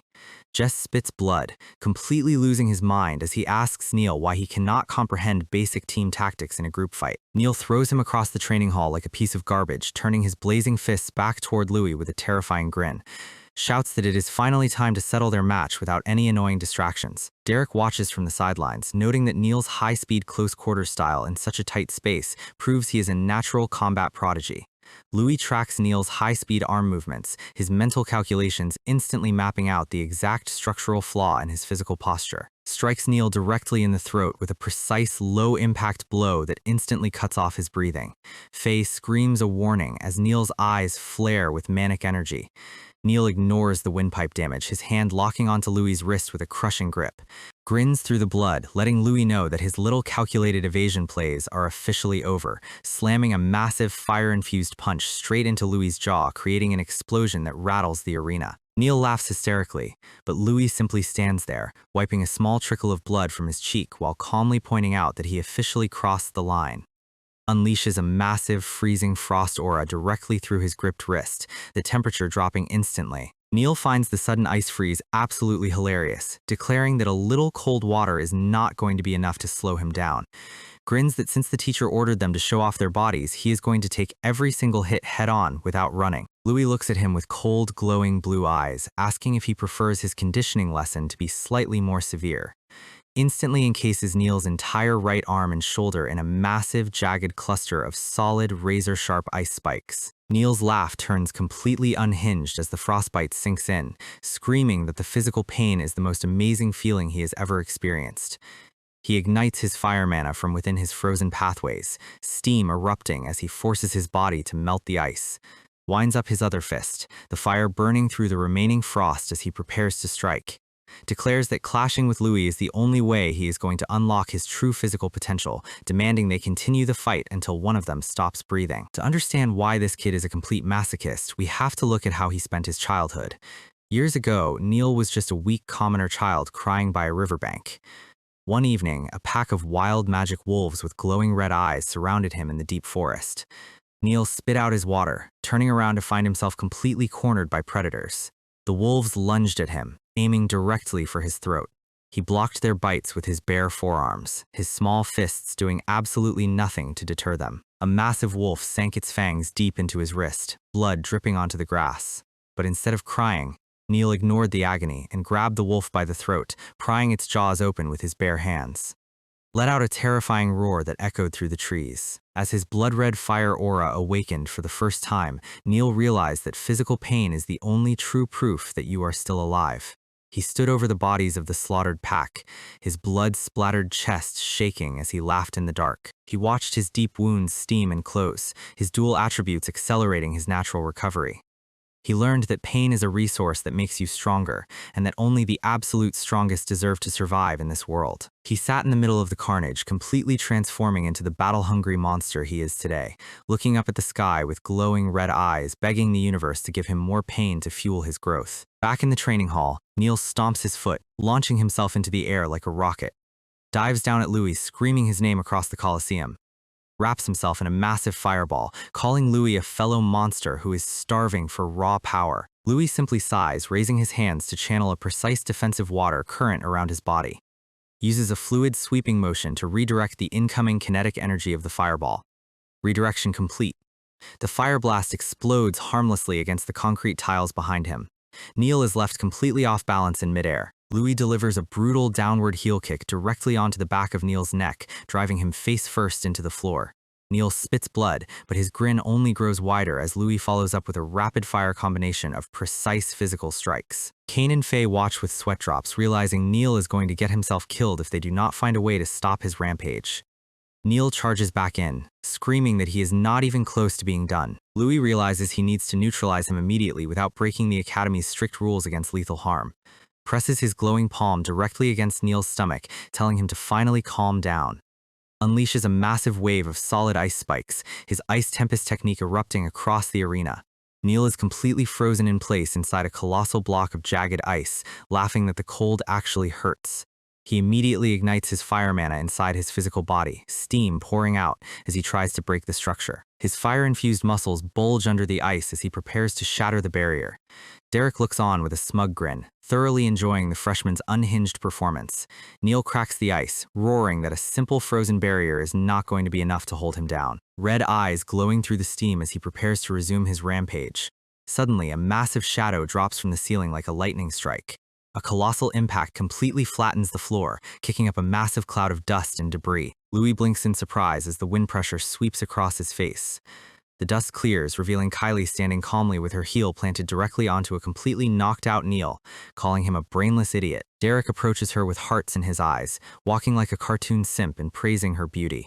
Kylie slaps his hands away, calling him a pervert and asking him what he would have done if a student died on day one. Derek holds his chest dramatically, claiming he was simply trying to unlock Neil's maximum potential through real combat. Kylie glares behind her glasses, reminding him that her job is to protect Louis and asking if he understands the consequences of failing his orders. Turns and walks away, her fire aura flaring to clean up the arena, letting Derek know the principal is waiting for him in his office. Derek sighs, realizing he is about to sit through another 3-hour lecture on school safety regulations. Looks back over his shoulder at the freshman, his eyes narrowing, wondering how strong this monster class is going to get. Meanwhile, Kane and Faye are lifting Louis up, celebrating his absolute victory. Derek tells Neil to put some clothes on, warning him that another rampage will result in his credits being completely revoked. Neil grumbles that buying new outfits after every fight is going to bankrupt him, so he should probably start hunting monsters to make some quick cash. Rings the golden bell, officially dismissing the class and telling the freshmen to prepare themselves because the next lesson will be significantly harder. Kane throws his arm around Louis' shoulder, asking him if he knows how many times a freshman has beaten a senior in the Academy's 100-year history. Louis scratches his cheek, admitting that his library research did not mention any official records of freshman victories. Kane proudly holds up 3 fingers, explaining that it has only happened 3 times, and every single freshman who did it eventually became a legendary Grand Master. Points out that the most recent occurrence was when their fathers entered the Academy and completely folded their seniors. Louis looks at the historical image, realizing the generational talent run is real. Meanwhile, Jess and his bruised Earth lackey limp out of the gym, the lackey holding his broken hand and suggesting they deal with the freshmen in secret. Jess glares coldly, stating that geniuses appear every generation, but there is no need to rush their revenge. Looks back at Louis, sneering that no matter how talented he is still a citizen of the Empire, meaning the high nobles ultimately control his fate. Louis senses the hostile gaze from across the room. Faye walks with Miliana, pointing out that Louis' water magic calculations are incredible, advising her to study his techniques to get stronger. Miliana looks at her hands, admitting she cannot easily copy his mysterious ice applications, noting that she needs to find her own offensive methods to protect her household. Faye pats her head, telling her she is still incredibly young and has plenty of time to refine her skills. Miliana clenches her fist, her eyes filled with absolute determination as she vows to do her best for the sake of her family's future. Faye suddenly waves and yells at Louis, announcing that Miliana has something incredibly important to discuss with him. Miliana turns bright red, completely flustered. The surrounding crowd of students instantly starts whispering, wondering if they are about to witness a confession on the very first day of class. Miliana nervously approaches Louis, asking if he would be willing to teach her his advanced water magic techniques. Louis flashes a warm, friendly smile, immediately agreeing to help. He tells her that since they are officially friends, she does not even need to ask. Miliana looks down, repeating the word friends in her head. She looks up with deep, painful seriousness, clutching her hands as she warns Louis that her family's background might bring massive trouble to his doorstep, asking him if he is absolutely sure he will not regret standing by her side. The crowd of gossiping noble students is officially disappointed. Miliana is standing in front of Louis, looking like she is about to deliver a high-stakes confession. But instead of asking him out, she drops a massive emotional warning, telling him that her family's past is a political nightmare that might eventually destroy him. Louis simply flashes a warm smile, letting her know that he does not care about noble drama and would never abandon a friend. Miliana stands there, completely overwhelmed by his casual kindness. She turns and runs out of the arena, her face bright red as she tries to hide her tears. Faye calls out to Louis, sprinting after her to make sure she does not do anything reckless. Louis watches them leave, thinking to himself that if anyone is going to cause massive trouble around here, it is definitely going to be him. He turns to Kane, asking if he knows anything about Miliana's family background. Kane explains that her grandmother was once a legendary Grand Master who made the Royce family incredibly wealthy, but after her death, their political influence completely dissolved. Louis turns to Kara, asking if the Gandis Trading Company has any extra files on her household. Kara notes that the Royce family had a major, highly classified conflict with the Arcanist Association before her grandmother passed away, so the dark trouble Miliana mentioned is directly tied to the highest magical authority on the continent. Louis scratches his head, realizing he will have to ask Faye or Miliana directly if he wants the full story. The next morning, the class gathers at the first magic training ground. The instructor steps forward, and Louis' eyes instantly narrow as he recognizes the face of Teacher Sid, the corrupt priest who tried to seal his magic during the awakening ceremony. Kane notices Louis' dark expression, asking him why he looks like he wants to throw hands with the new teacher. Sid notices them whispering, immediately marching over and telling them that talking during his lecture is strictly forbidden. He smugly docks 1 credit from both Louis and Kane before they can even defend themselves. He whispers to Louis that he is not like the unhinged gym teacher, warning him that if he keeps breaking rules, his academic credits will reach absolute 0. He tells Louis that vulgar commoners need to learn how to behave in front of their betters, docking another credit just for the hell of it.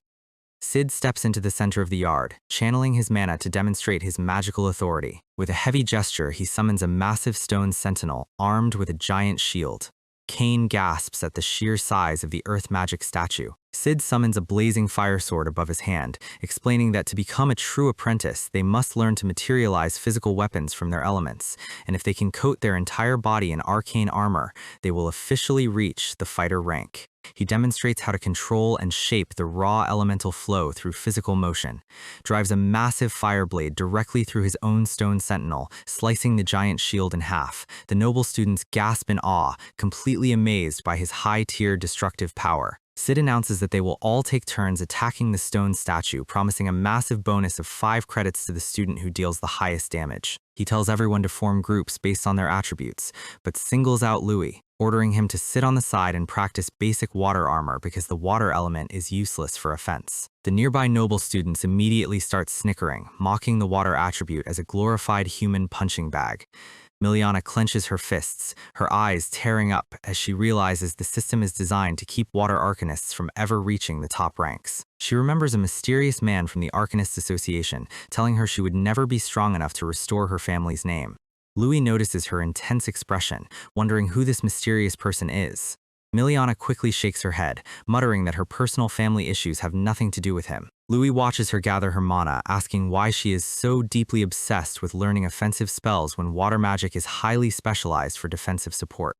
Miliana fires back that to become a Grand Master and restore the Royce name, she absolutely must possess top-tier attack power. She firmly believes the goddess would never create an incomplete element, meaning water must have a high-damage combat application hidden somewhere. She explains that she even bought highly expensive potions to develop a multi-hit aqua blade, but her raw destructive output is still too low. A noble student walks up, arrogantly telling Miliana to cast an aqua shield so he can warm up his wind magic. She raises her hand, summoning a fluid water barrier to block his incoming strike. The noble launches a sharp wind blast, using her defensive magic as a personal training target. Watching her struggle, Louis remembers his past life, how he was constantly mocked by healthy athletes for researching martial arts theory while bound to a wheelchair with severe, chronic asthma. How corrupt rivals physically pushed him to the ground, stealing his lifetime research and telling him he did not deserve glory. How the elite told him to give up on his impossible dreams and just die in obscurity. He looks at Miliana, a soft smile spreading across his face as he realizes she is chasing her dreams despite knowing her own limits. He decides that just like with Cain, he is going to show her a completely new, scientific path to combat mastery. Steps onto the wet stone tiles, vanishes from her side, intercepting the noble's incoming wind attack with a massive, freezing block of ice. Blocks the blast cleanly, telling Miliana that he also believes in the offensive potential of the water attribute, asking her to watch his next move very closely. Louis raises his hand, loudly asking Teacher Sid if he can take a turn attacking the stone statue too. Sid scoffs, telling Louis that if his water spell fails to leave a single scratch on the statue, he will personally confiscate all his remaining credits. Louis simply grins, stating that he has designed a brand new scientific method to amplify water attribute attack power. The surrounding noble cadets burst into laughter, thinking his brain must have short-circuited if he thinks water can break through reinforced earth magic. Miliana panics, telling Louis that the sentinel is reinforced with rare magical ore and earth magic density, warning him that a standard water blast will not do any damage. Louis pats her shoulder, telling her it is completely fine because he has a specific physics concept in mind. He calmly walks up to the giant stone sentinel, completely ignoring the whispering crowd. He kneels down, scooping up a handful of fine sand from the arena floor, noting that in his past world, there was a famous saying about how the softest elements can destroy the hardest. Letting the rough sand particles mix directly into his water attribute mana flow.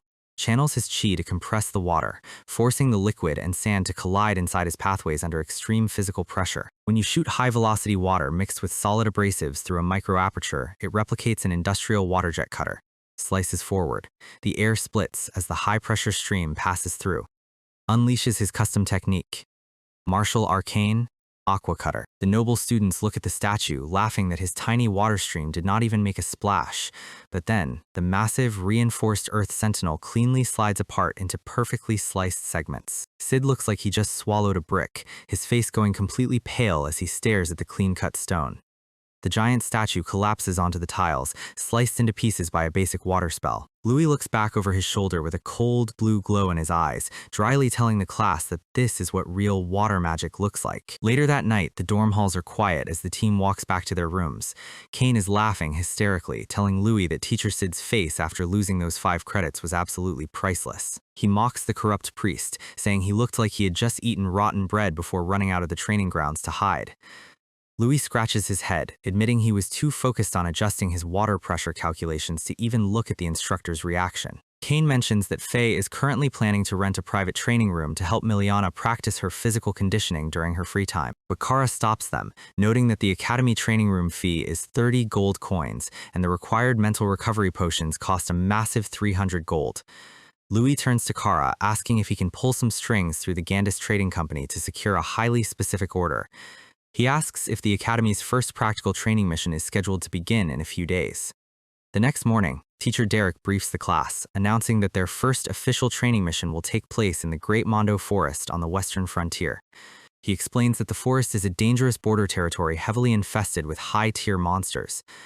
While the outer edges of the woods only contain lower-level beasts, the monsters get exponentially stronger the deeper they go. The Academy was built to serve as a military shield for the Empire, which is why students are regularly deployed to cull the monster population. Derek shows off his muscles, explaining that the magical crystals harvested from the monsters can be exchanged for massive academic credits, but warns them that getting rescued by a teacher will result in an automatic penalty. Neil Gunn cracks his knuckles, his fire aura flaring as he realizes he can finally go all out without any school safety restrictions holding him back.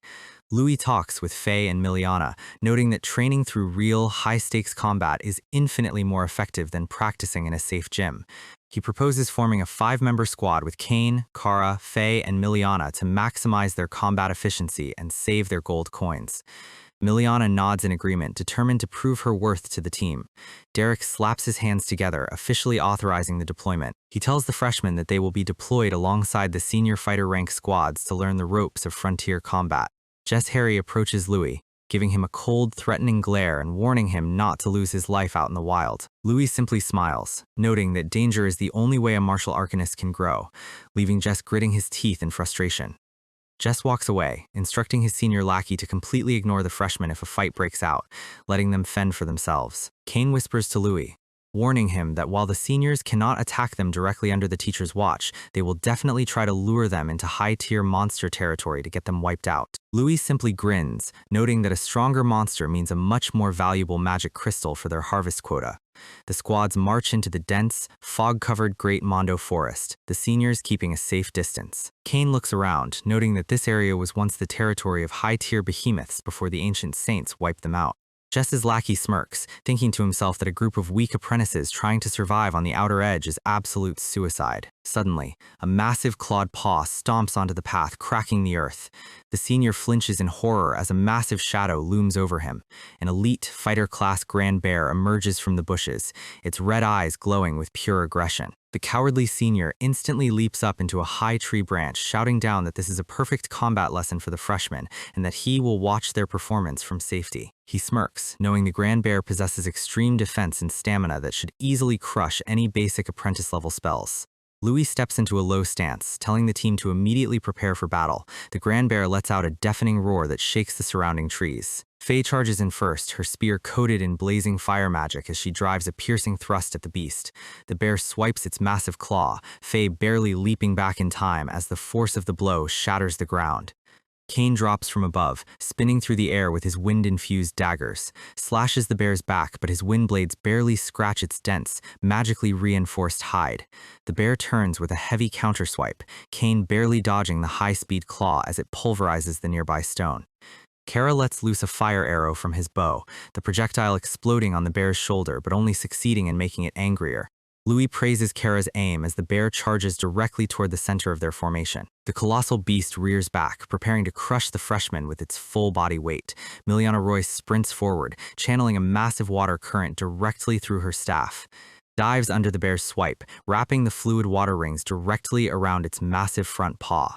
Locks her stance, using the flowing water to completely bypass the beast's raw physical weight. Summons her mana to the limit, executing her custom style. Launches the giant bear into the air with a perfect water flow shoulder throw, flipping its massive body over her head. The colossal beast spins through the air, completely disoriented by her martial redirection. Louis watches in absolute fascination, realizing she has successfully combined water attribute magic with close quarters jujutsu wrestling. The bear crashes to the ground but quickly scrambles back to its feet, roaring in a blind fury. Louis dashes forward, stating that he is not about to let his teammate outshine him, leaps into the air, closing the distance in a split second, dives directly at the bear's open maw, channeling his chi to compress his water mana, reduces the elemental volume to a highly concentrated orb, raising the internal temperature to a boiling point. By compressing high-temperature water into a microsphere, you create a devastating thermal bomb. Launches the compressed orb directly into the bear's open throat. The water orb expands instantly inside its chest cavity. Erupts. A massive, high-pressure steam explosion tears through the bear's internal organs. The giant beast is blown back, crashing dead into the dirt as steam pours from its mouth. Miliana and the team stare in absolute shock, unable to comprehend how a water attribute spell just instantly vaporized a fighter-class monster from the inside out. Louis calmly explains the physics of high-temperature steam expansion, noting that even the densest armor is completely useless against internal thermal damage. Miliana looks at her hands, completely inspired as she realizes the true offensive meta of her element. Louis reaches into his coat, tossing her a small velvet pouch. Miliana catches it, her eyes going wide as she opens the bag to find 3 highly rare, glowing magical items inside. Louis explains that he had Kara order these elemental camouflage rings from the Gandis Trading Company, letting her know she can now channel earth, fire, and wind magic to openly hide her water attribute calculations. Miliana clutches the rings to her chest, her face filled with absolute, silent gratitude as she thanks him for his support. But before they can celebrate, a massive high-tier fire projectile rains down from the sky directly toward them, Louis screaming her name as the forest canopy ignites. The peaceful training mission is officially over. A massive fire blast erupts from the forest canopy, completely vaporizing the surrounding trees and separating Louis's squad from the safety of the main group. The entire forest line is instantly set ablaze, the heat turning the soil to ash. Miliana stares at the massive craters in sheer shock, realizing the raw power of the incoming attack is far beyond anything an apprentice should ever face. The cowardly spy senior is shivering in his boots, realizing his plan to use a simple bear to eliminate the freshman has completely collapsed. Louis's eyes narrow as he senses a massive, highly unstable mana signature rapidly approaching their position. Colossal trees are ripped out by their roots as the ground trembles under the weight of multiple massive entities. The senior's jaw drops in absolute terror as he recognizes the incoming threat. A pack of 3 massive, fire-infused blaze kongs charge out of the burning foliage. The lead ape lets out a deafening roar, beating its chest as its fiery mane flares to maximum density. Kane immediately calls for a tactical retreat, pointing out that these are master-level monsters that have no business being on the outer edges of the Academy's frontier. He notes that finding even one of these apex predators near the Academy grounds is highly unnatural. The giant apes begin fighting over the remains of the Grand Bear, tearing the flesh apart with absolute savagery. Faye, Kara, and Miliana crouch low in the bushes, desperately trying to suppress their mana signatures to avoid drawing their attention. Faye worries that the other freshman groups are currently getting wiped out by the surrounding monsters.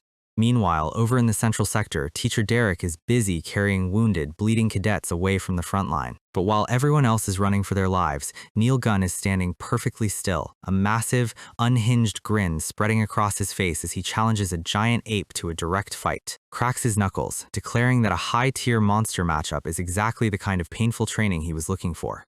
Sid uses his wind magic to sprint away at maximum speed, abandoning his own students to save his skin. Lewis analyzes the chaos, realizing that the sudden appearance of these high-level monsters means someone intentionally sabotaged the Academy's border security. Before he can finish his thought, a giant ape sneaks up directly behind the cowardly noble senior. The senior screams, instantly activating his soil armor, but the ape's massive fist pulverizes the stone defense in a single blow. The senior is driven deep into the cracked earth, coughing up blood as his physical systems completely fail. The ape rears back its giant foot, preparing to stomp the useless noble into a puddle of mush, but Louis launches himself into the fray, his hand wrapped in a dense, pressurized ice shield that slams directly into the ape's jaw. Redirects the monster's massive physical momentum, sending the colossal beast crashing heavily into the dirt. Louis shouts at Kara and Miliana to grab the injured senior and retreat to safety immediately. Kane and Faye step up to his side, letting him know they are not about to leave him to solo a pack of master-level monsters alone. The lead Blaze Kong opens its mouth, unleashing a massive, localized torrent of fire directly at their line. Louis screams for them to dodge as the high-temperature flames vaporize the grass beneath their feet. Kara and Miliana sprint through the burning woods, carrying the unconscious senior over their shoulders as the forest explodes behind them. Faye notes that the apes are completely fired up, telling Kane they need to combine their attacks to have any chance of cracking their defense. Kane activates his wind magic, his agility speed multiplier flaring to maximum, unsheathes his dual daggers, his eyes locked onto the giant ape's neck joints. The Kong swings its giant arm, but Kane's fast footwork keeps him completely out of the strike zone, drives a wind-infused stab directly through the ape's thick shoulder, creating a massive opening in its defense. Faye leaps through the wind current, her spear spinning as she mocks the monster for falling for the exact same distraction tactic twice. Wraps her weapon in high-density fire magic, the tip of her lance glowing with extreme heat, drives her ultimate spear technique directly into the center of the ape's chest cavity. Kane smirks, noting that her physical raw power is completely unhinged for an apprentice. She unleashes her Icrid lance style, the heat exploding outward as she targets the core. Drives the weapon down with the full weight of her body, shattering the floor beneath the monster's legs, senses the precise location of the hidden elemental core, spots the glowing magic crystal behind the dense muscular tissue, unleashes her final sacred pierce, the fire magic drilling directly into the core. The impact detonates, a column of white-hot flames shooting straight into the sky. The shockwave ripples across the entire clearing, clearing out the nearby smoke. The monster's magic crystal shatters into millions of tiny pieces, completely draining its mana flow. Faye rests her spear over her shoulder, confidently announcing that they officially have one down. But Louis screams at her to keep her guard up as a second ape sneaks up from behind. The monster unleashes a wide-range stream of fire breath aiming directly at Faye's unprotected back. Louis slides into the frame, summoning a massive physical ice shield to intercept the flames. blocks the blast, the fire grinding against the superionic ice as his pathways strain under the pressure. Drives a massive ice spike directly through the ground, the freeze spreading at high speed. Instantly encases the entire giant ape in a massive, solid pillar of jagged ice. Faye pats him on the back, admitting she completely underestimated the monster's high-speed coordination. But Louis's eyes widen as he sees the frozen ape's eyes glow with intense fire mana through the translucent ice. He grabs Faye, tackling her out of the way as the entire ice pillar violently detonates. The monster breaks out of the glacier, letting out a roaring battle cry as it shatters the ice into dust. Louis stares in absolute horror as the deep spear wound on the ape's chest rapidly heals, the flesh sewing itself back together in seconds. Kane is completely stunned, noting that he has never heard of standard wilderness monsters possessing high-speed cellular regeneration. Louis grinds his teeth, a cold sweat dripping down his face as a dark realization hits him. This abnormal recovery is structurally identical to Neil Gunn's unhinged masochistic regeneration state. Neil is currently laughing like a psycho in the distance, getting absolutely pummeled by another ape but refusing to fall. Derek slashes his daggers, completely frustrated because his cuts are closing up the exact millisecond his blades pass through. He notes that these monsters are artificially modified, realizing the entire training field has turned into a lethal trap. He worries that at this rate, the freshmen are going to get completely slaughtered before help arrives. Back in the clearing, Louis, Faye, and Kane find themselves completely cornered as the surrounding trees are crushed. Louis's mind runs at maximum speed, trying to calculate a way out of a guaranteed wipe. 5 massive, genetically modified blazekongs emerge from the burning woods, locking them in a tight circle. Elsewhere, the cowardly noble spy wakes up on the grass, a sinister smile spreading across his bruised face. Noting that his preparations are officially complete, he planned this entire disaster, intending to use these modified defective test subjects to permanently eliminate Louis. He flashes a glowing green ring on his finger, activating the hidden magical frequency to override the monster's behavior. The 5 giant apes in front of Louis suddenly roar, their red eyes turning completely bloodshot. A dense layer of glowing magical energy wraps around their bodies. Kane screams in absolute disbelief, asking how on earth standard forest monsters are suddenly manifesting human-exclusive arcane armor. A giant armored ape stamps its foot, shattering the ground and sending Louis sliding back. Louis recovers his stance, his calculation rings flaring in his pupils as he analyzes their movements. He notes that all 5 armored monsters are completely ignoring Kane and Faye, focusing their collective aggro entirely on him. The lead ape raises its hands, charging a colossal high-temperature fireball. The elemental mass expands to the size of a carriage, the heat distorting the air. All 5 armored apes charge their fireballs simultaneously, locking Louis in a crossfire of guaranteed destruction. Kane and Faye scream his name as they are blown back by the immense heat pressure.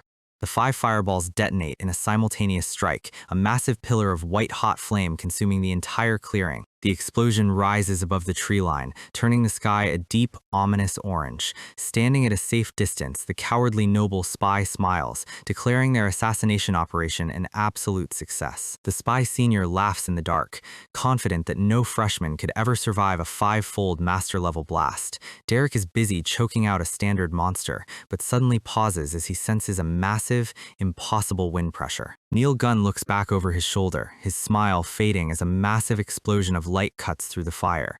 A colossal blue vortex of high-speed wind and pressurized water slices directly through the center of the flames. The massive storm expands, completely snuffing out the fire in a matter of seconds.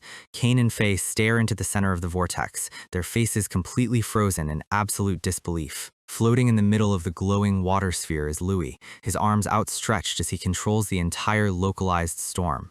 His eyes crackle with bright blue electrical mana, his concentric pupil rings spinning at maximum speed.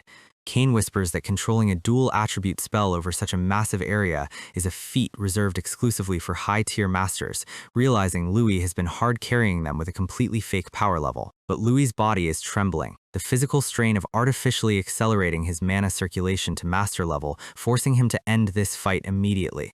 His inner soul triggers, the blue lightning around his eyes sharpening as he prepares to unleash his past life physical combat forms. Activates his ultimate internal respiration state breathing technique, Ice Soul. He sweeps his arm forward, unleashing a massive freezing deluge that floods the entire clearing. The water makes contact with the armored apes, instantly solidifying into massive, jagged blocks of ice. In less than a second, all 5 genetically modified master-level monsters are completely frozen solid inside giant, spiky glaciers. Louis drops from the air, sliding across the ice with perfect fluid balance. Stomps his foot onto the frozen floor, initiating his high-speed kinetic physical sequence. Vanishes into a blur of blue motion, his physical speed exceeding the limits of their magic tracking. Appears directly in front of the frozen lead ape, its eyes widening in absolute terror through the ice. Delivers a devastating overhead strike, the raw kinetic impact shattering the entire frozen monster into millions of harmless ice crystals. Channels his wind and water elements through his camouflage rings, his fist wrapped in a dense, pressurized blade. Another ape tries to shatter its ice, but Louis slips under its guard with microsecond reaction timing. Plants his foot, redirecting his physical center of gravity. Drives a pressurized water strike directly through the monster's chest armor, the high-pressure waterjet cleanly slicing its physical form. The second armored monster freezes, its physical structure completely neutralized. He leaps between the remaining three, his movements resembling a perfect calculated dance of martial science. Slices through their defenses one by one, his pressurized water cutter bypassing their dense magical armor. Drives a final high-pressure impact that shatters the concrete beneath their feet. The final armored ape looks around in complete panic, realizing its entire squad was systematically dismantled by a single freshman. Louis drops from above, his hands forming a complex physical alignment as he prepares his final palm strike. Activates his past life martial arts formation, 8 trigrams, chain palm. A massive, glowing geometric seal of pure frost mana manifests beneath the frozen monsters.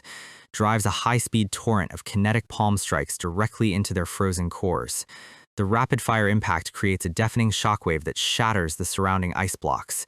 The entire pack of master-level genetically modified monsters is instantly reduced to glittering snow. Louis lands on his knee, his breath catching as the massive physical strain of the master-level acceleration catches up to him.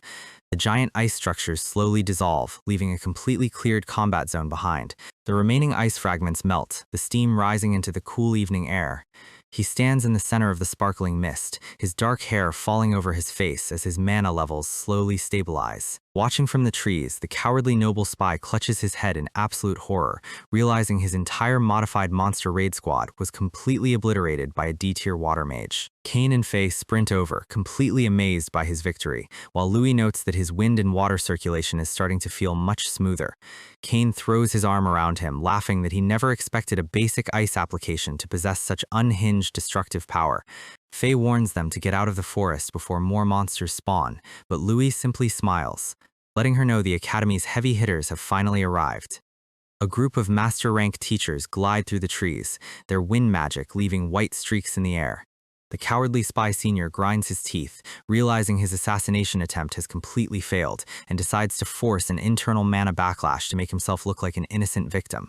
Coughs up blood, collapsing onto the grass while muttering that Louis got incredibly lucky this time. Principal Aronian Smith descends from the sky, wrapped in a massive green vortex of grand master-level wind magic.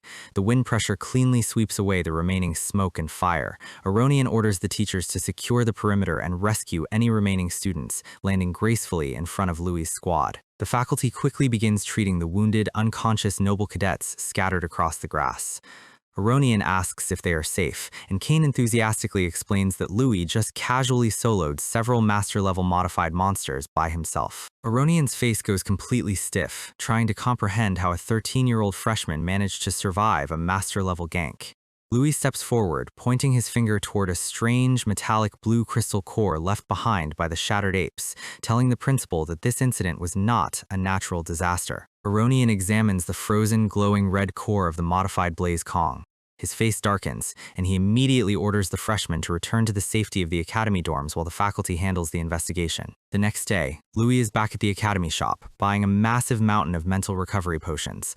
The merchant assistant warns him that drinking too many will ruin his physical body, but Louis simply shrugs her off. Kylie steps into the shop, crossing her arms and asking Louis if he has a free moment to discuss the official results of the principal's investigation. She walks with him through the Grand Academy halls, explaining that Aronian analyzed the monster carcasses with alchemy and found deep traces of illegal magic drugs and artificial genetic modification. Louis notes that this confirms his theory that the entire gank was intentionally engineered by someone inside the Empire. Kylie explains that with the Emperor and Lady Mirian growing old, a brutal imperial succession struggle has officially broken out in the shadows. The various factions are trying to eliminate the children of the Emperor's key supporters to control the crown's succession, making the Academy's political alignment incredibly high stakes. Louis grinds his teeth, realizing the massive continent-scale scale of the conflict they are currently playing in, but he remembers how those 5 armored apes ignored everyone else to focus fire on him, realizing the noble faction was specifically targeting his identity. Kylie pats his head, promising to keep investigating the saboteurs on her side, urging him to focus entirely on his training. She waves goodbye, telling him to become stronger and live up to Aronian's high expectations. Louis looks at the green mental recovery potion in his hand, his eyes filled with absolute determination.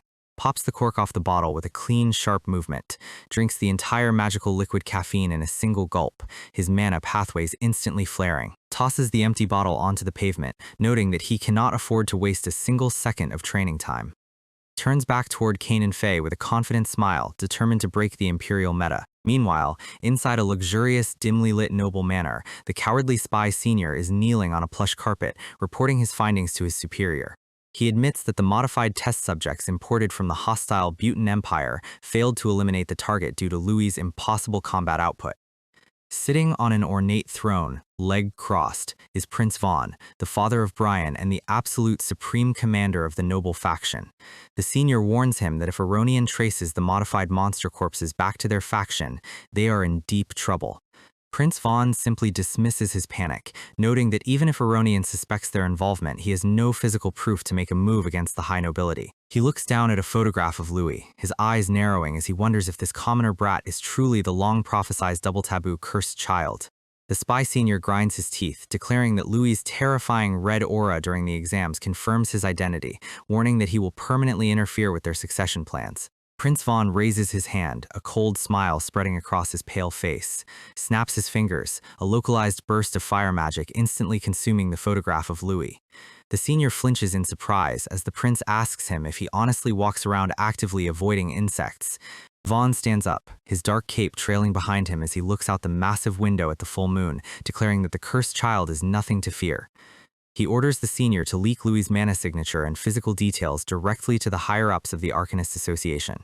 Since the standing executive order of the goddess's protectors is to hunt down and execute any suspected cursed children, the church will happily do their dirty work for them. He smiles, noting that the enemy of his enemy is his perfect ally, advising the senior to always eliminate troublesome pests without getting a single drop of blood on his own hands. The training arena is quiet, but not for long.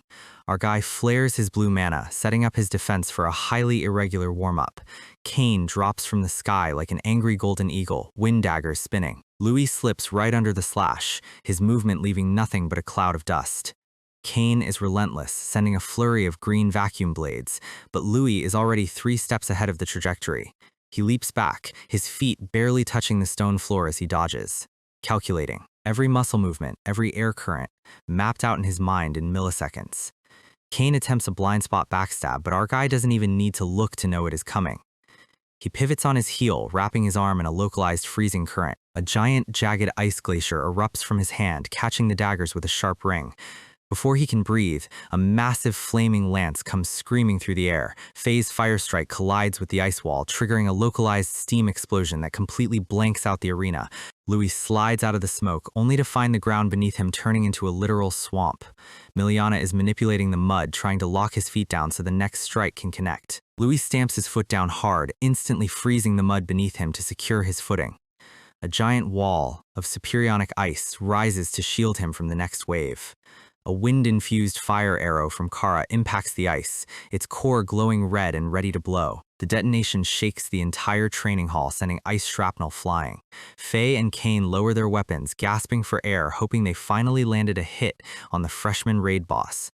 Kara and Miliana aren't celebrating yet because they know exactly who they are fighting. The smoke clears, and Louis casually strolls out, clapping like a proud dad at a middle school play. He tells Kane his hit-and-run tempo is getting cleaner, and Faye's thrust power has officially doubled. He points out Miliana's strategy to hide Kara's sniper shot behind the mudslide. He floats down with a gentle smile, telling them their progress is genuinely impressive. Kane runs a hand through his hair, complaining that they threw a coordinated 4-man strategy and didn't even scratch him.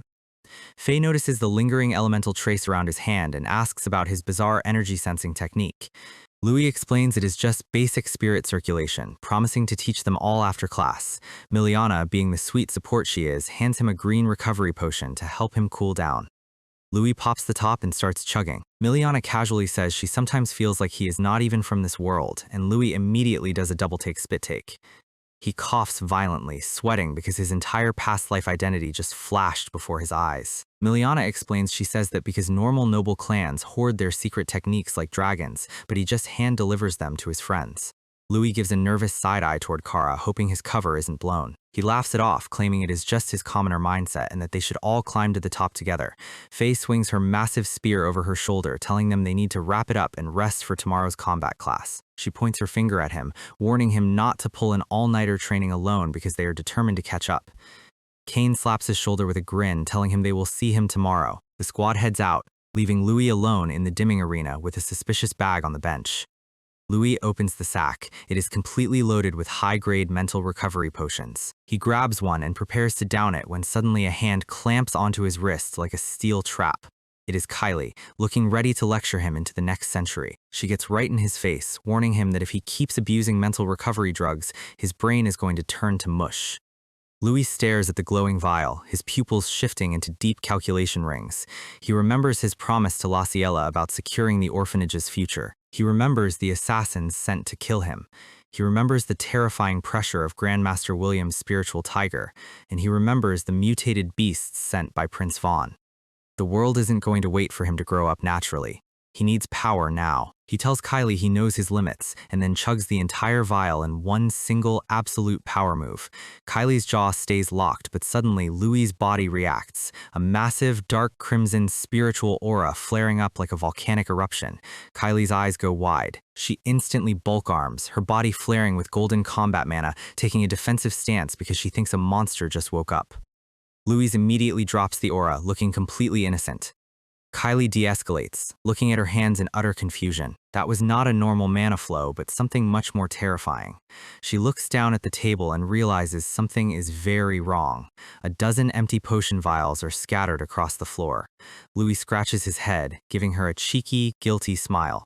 She points her finger, screaming that he's exchanged recovery potions 8 times this month, drinking 2 a day. Louis looks her dead in the eye, explaining that if he wants to reach Grandmaster level, this is the only way. Kylie snaps back, telling him that potions can't replace core fundamentals, and she's taking him straight to the principal before his internal organs collapse. He tries to hold her back, but his cute chibi grip does absolutely nothing against her physical strength. She drags him down the hallway, determined to run an immediate magic test on his body. Cut to the principal's massive office. Aronian takes a tiny droplet of Louis's blood and lets it drip into a glowing alchemical flask. The blood drop swirls, reacting with the liquid. Aronian looks at the flask, completely baffled because there are 0 signs of mental erosion, and his brain activity is higher than ever. Kylie points at Louis, arguing that he's acting completely weird, releasing an absolute monster aura just seconds ago. She remembers that terrifying red pressure that felt like pure killing intent. Aronian rubs his chin, suggesting that instead of brain damage, he might have just triggered a sudden state of enlightenment. Or another hidden trait of the cursed child that they don't understand yet. He starts squeezing Louis's cheeks in chibi style, wondering how a human kid is ignoring the absolute laws of magic set by the goddess. Aronian walks away, telling them the world is full of anomalies and they shouldn't rush to conclusions. Kylie isn't buying it, insisting there's something highly abnormal hidden inside his physical pathways. Aronian heads over to his massive alchemical shelf. He notes that potion science is still in its infancy, and they don't fully understand how these mixtures affect unique constitutions like Louis's. Kylie steps up, her voice dropping as she asks if Louis is hiding even bigger secrets. Her eyes lock onto him, sharp and questioning. Louis chimes in, explaining that traditional alchemy is incredibly crude, just mixing raw ingredients together and hoping for the best. He points to the bubbling green beaker, explaining that if they isolate the impurities and refine only the active components, they can avoid the side effects entirely. The next day, the principal's desk is covered in high-tech distillation tubes and burners. Kylie yells at Louis, asking what he plans to do with all this junk since the principal's high-level magic doesn't need basic lab gear. Louis stands before the equipment, spreading his arms like a classical conductor. Suddenly, a massive blue elemental flare erupts from his hands, perfectly guiding the liquid through the tubes. 3 test tubes fill with perfectly separated, glowing, high-purity red, yellow, and blue fluids. Aronian's eyes practically pop out of his head. He grabs the vials, his head spinning in disbelief at a child executing a perfect elemental distillation. He gets super sparkly eyes, begging Louis to study potion science under him, promising he'll become a global authority. Louis puts a hand on his chest, playing the humble commoner role, claiming it's his absolute honor to study under him. Aronian laughs like a madman, shaking Louis by the shoulder and promising double academic credits. Kylie watches this show with crossed arms, sweating and wondering if this kid literally has zero weaknesses. Night falls over the academy, but Louis's brain never stops running. He sits at his desk, studying the magic theory books under the moonlight. He realizes that potions are made of plants, which grow from soil and water. Soil is earth, and moisture is water. Earth and water, the core symbols of life. Suddenly, an explosive green light shoots up from his desk, shattering the room's quiet. Aronian and Kylie burst through the door, only to find Louis radiating a brilliant emerald mana. Massive green vines and pristine white roses erupt from the floorboards, wrapping around the entire library. Aronian looks around in sheer panic, wondering what kind of magic is happening. It's the physical manifestation of creation itself, the library turning into a dense jungle. Louis looks up calmly through the foliage, explaining that by combining the water and earth attributes inside his pathways, he can stimulate rapid cellular growth. A brand new fusion, the wood element. Kylie touches her chin, staring at the blooming flower, trying to wrap her head around a completely new attribute. Louis grins, playing with a pink rose vine that wiggles like a pet. Kylie, letting her guard down, reaches out to touch the soft tendril. Her finger gets closer. Suddenly, the vine snaps back, turning dark red, a massive, terrifying carnivorous plant with jagged blue teeth lunges straight at her face. Kylie reacts instantly, her head snapping back. She swings a massive wind-infused fist. 3 more carnivorous heads lunge forward, chomping down hard on her arm. Annoyed, Kylie's eyes flare yellow as she unleashes a massive fire explosion right on her own arm to incinerate them. The plants screech as they are consumed by the intense flames. The explosion rocks the library, but Louis sits behind a neat green shield, completely untouched. The terrifying monsters turn back into cute little wilted flower buds, whimpering softly. Kylie, standing in the smoking wreckage, claps her hands, thoroughly impressed that he can turn passive plants into offensive weapons instantly. Louis smiles, explaining that raw combat isn't even the greatest strength of the wood attribute. He channels a soft green light into the wilted flowers, instantly restoring them to perfect health. Aronian realizes the medical implications, noting that the core principle behind healing potions is actually wood magic. Louis confirms it, explaining that potions are just liquefied elemental life force. Aronian looks at the plant, deeply intrigued by the connection between alchemy, potions, and composite elements. He pumps his fist, declaring that he will personally fund all of Louis's raw materials from now on. Aronian's expression goes cold. He raises a finger, telling Louis there's one last thing he needs to ask him. His eye glows purple, a sharp, manipulative smile spreading across his face as he asks Louis if he wants the power to change fate itself. We open deep in the subterranean caves beneath the Academy training grounds. Louis is standing next to Aronian, radiating a vibrant green aura. Massive glowing vines sprout from the rocky soil under his command. Aronian looks at the plant, completely fascinated. He examines the high-purity alchemical fruit Louis grew in seconds. Louis wipes some sweat off his forehead, noting that rare plants drain his mana insanely fast. Aronian points a finger, reminding him that everything in the magic world comes with a cost. He waves his hand, causing the vines to recede back into the floor. He looks at Louis, smiling because our guy's cost is practically a bargain. He notes how Louis purified the recovery potions and completely removed the side effects. They walk back to the alchemical workstation in the underground cave. The shelf is fully stocked with custom glowing recovery, magic, and physical enhancement potions. Aronian turns around, a sharp glint in his eye. He tells Louis that the best way to test these stimulants is through actual high-tier combat. He floats back, inviting Louis to test the potions against his own Grandmaster defenses.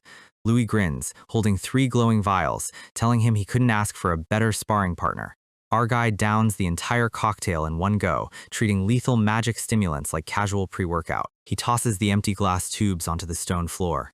A dark crimson mana pattern flares across his body as he charges forward. He strikes, triggering a massive elemental shockwave that shakes the cave walls. Kylie watches from the side with her arms crossed, completely sweating because this kid is a literal anomaly. Later that night, the moon hangs high over the academy dorms. Louis returns to his room, rubbing his sore neck, realizing the principal absolutely did not pull his punches. He sighs, thinking he'd be bedridden for a month if his purified potions hadn't kept him alive. He opens the door and freezes when he sees a figure sitting on the floor. It's his roommate, Kara, staring blankly at the ground. Kara is pointing directly at a spilled green potion tube on the floorboards. Louis immediately tries to cover, claiming it is just a special medicine the principal gave him. Kara slowly shakes her head, completely unimpressed by his bad acting. She stands up and walks directly toward him, her shadow looming over our guy.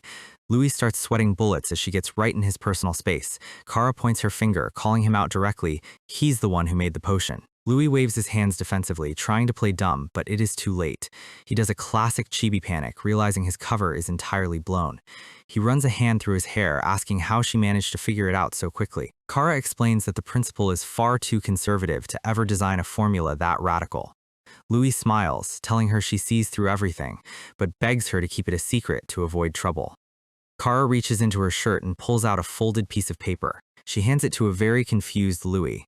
Louis opens it and realizes it is a business contract with exceptionally high profit margins. Kara walks over to the desk, picking up a vial of his green potion. She pours a drop into a beaker of water, watching it dilute.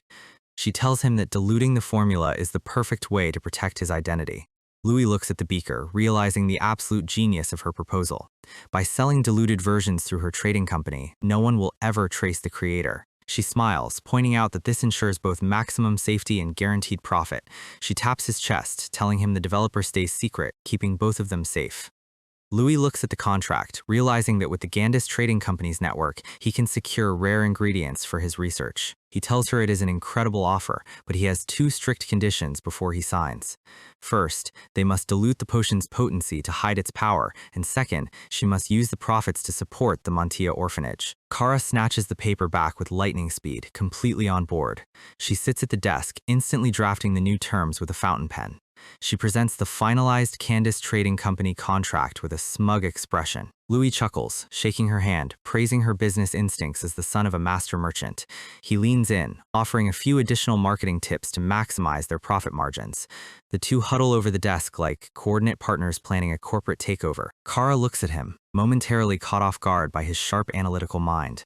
Louis waves goodbye, telling her he will prepare the raw potions tomorrow and that she should rest early. He steps out of the room, leaving Kara alone in the quiet dorm. She stares at the closed door, her expression turning serious. She walks over to the window, the moonlight reflecting in her eyes. She unties the ribbon, holding her hair back. A cascade of long, beautiful purple hair flows down her back, revealing her true identity as Lady Kara. Two carrier pigeons fly past the window into the night. The birds land on the windowsill of her private quarters. Suddenly, a cloud of smoke erupts inside the room. Two elite shadow retainers wearing white bird masks drop from the ceiling. One of the retainers lands gracefully on the wooden floor. The female retainer peeks out from behind her mask with a mischievous glint in her eye. They approach Kara, who is standing by the door. They kneel, showing absolute loyalty to their young mistress. Kara walks past them, wearing her casual home slippers. The female retainer lunges forward to hug her, but Kara holds her hand out defensively. She plants a direct, deadpan hand chop right on top of the retainer's masked head. The retainer falls to her knees, clutching her head in comedic pain. She whines, asking why Kara always hits her, begging for a little affection. The male retainer sighs, telling her to state her business quickly so they can leave before being spotted. Kara stands before them, completely relaxed, steam rising from her recent shower. She grabs her towel, wrapping it securely around her shoulders. She walks over to the dresser and picks up the signed business contract. She tosses the document directly to her flustered guards. The female retainer reads it and gasps, asking if Kara has completely lost her mind. She argues that giving a commoner kid this level of special treatment is absolute madness. The male retainer scans the terms, sweating as he realizes this deal will make them the top company in the East. He praises Kara's absolute genius, but she quietly notes that she didn't write the terms. They both yell in shock, unable to believe a 13-year-old child designed a high-level corporate monopoly. Kara runs a hand through her hair, noting that Louis has something far more valuable than wealth. The male retainer warns her that if Louis ever betrays her and supports another imperial heir, they are cooked. Kara looks at them, her voice turning cold as she delivers her next command. She tells them she wants to quietly purchase and take complete control of the Rosiera orphanage.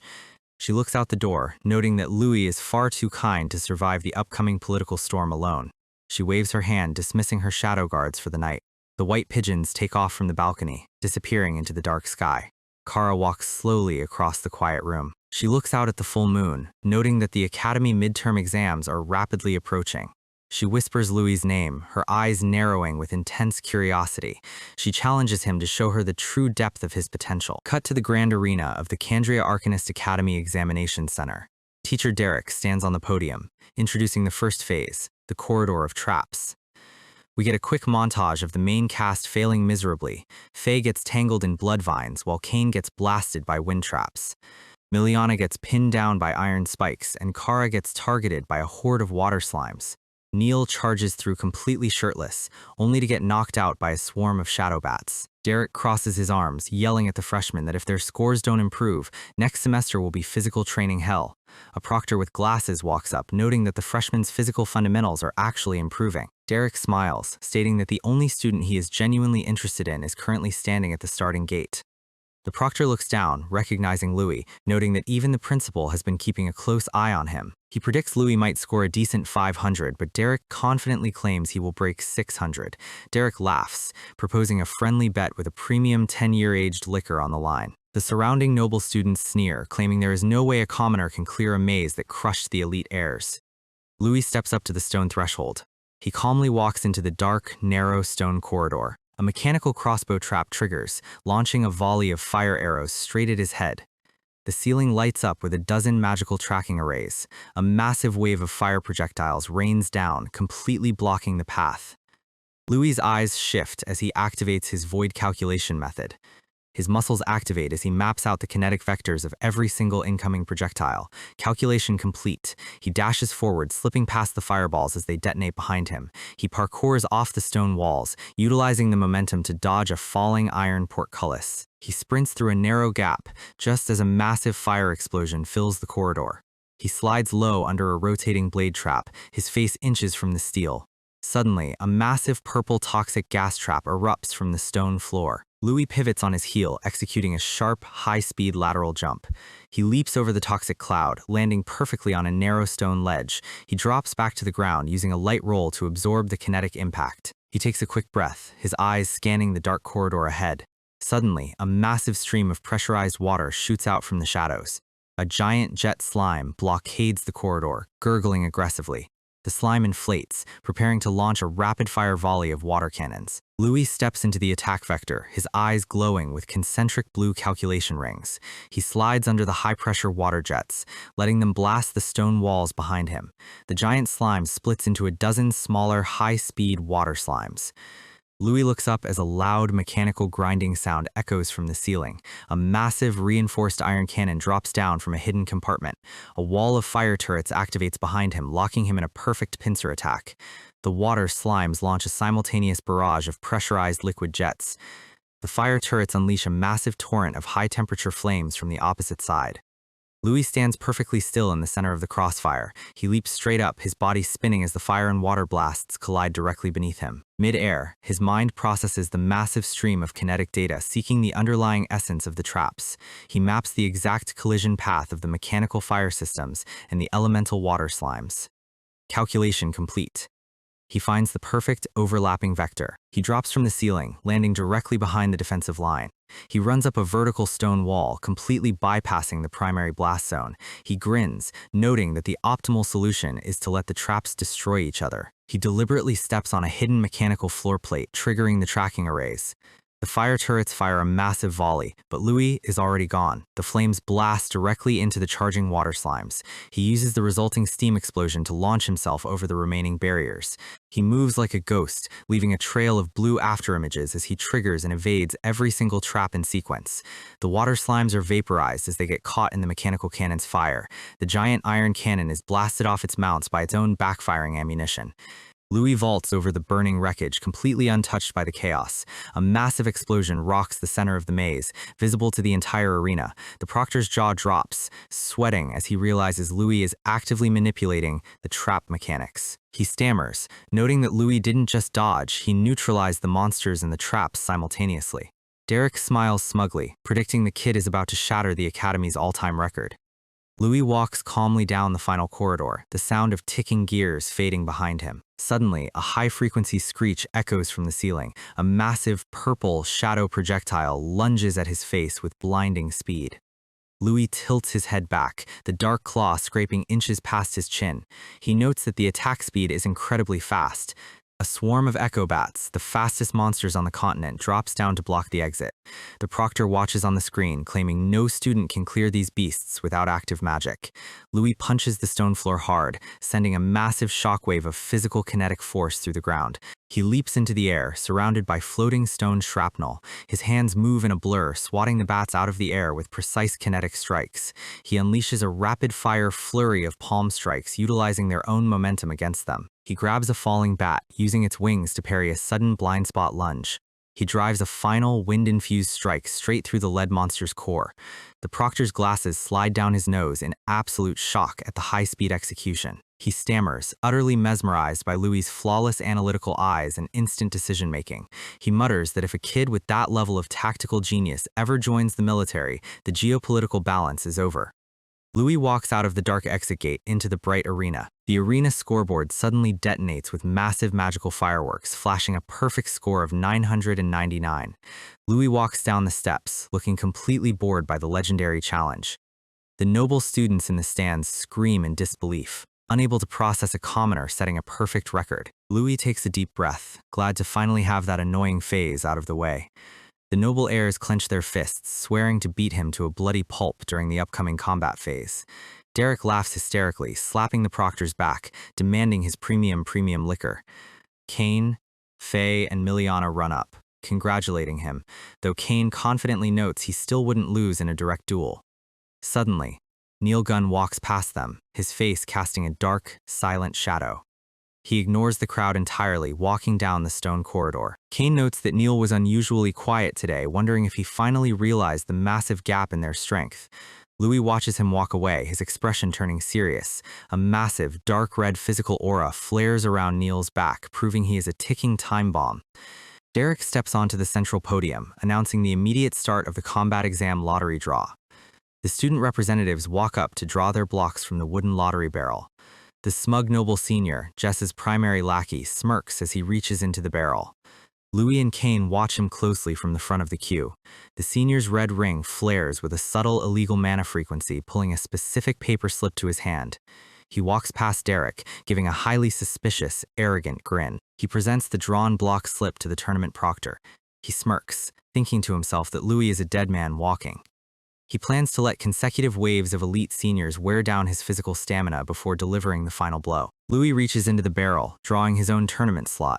Kane looks at his paper, sighing because they are placed in completely different blocks, meaning they won't meet until the finals. Miliana looks at her slip with a worried expression. She gasps, realizing she has been placed in the exact same tournament block as Louis. She looks over and pale when she sees 3 smug noble seniors pointing and smirking at her. Louis clenches his fist, a cold, intense glare in his eyes as he tells her he will fight with everything he has, regardless of who is standing across from him. Neil watches him from the shadows, his red eyes locked onto Louis's back with absolute hunger. The noble seniors huddle around their leader, confirming the plan to completely exhaust Louis's stamina before his matches. Derek raises his hand, roaring at the crowd to split up by their designated combat blocks. Faye smiles confidently while Kane looks incredibly annoyed by his pairing. The noble senior cracks his knuckles, sticking his tongue out in a highly provocative gesture toward a worried Miliana. The arena gates slide open, the crowd roaring as the high-stakes combat midterm officially begins.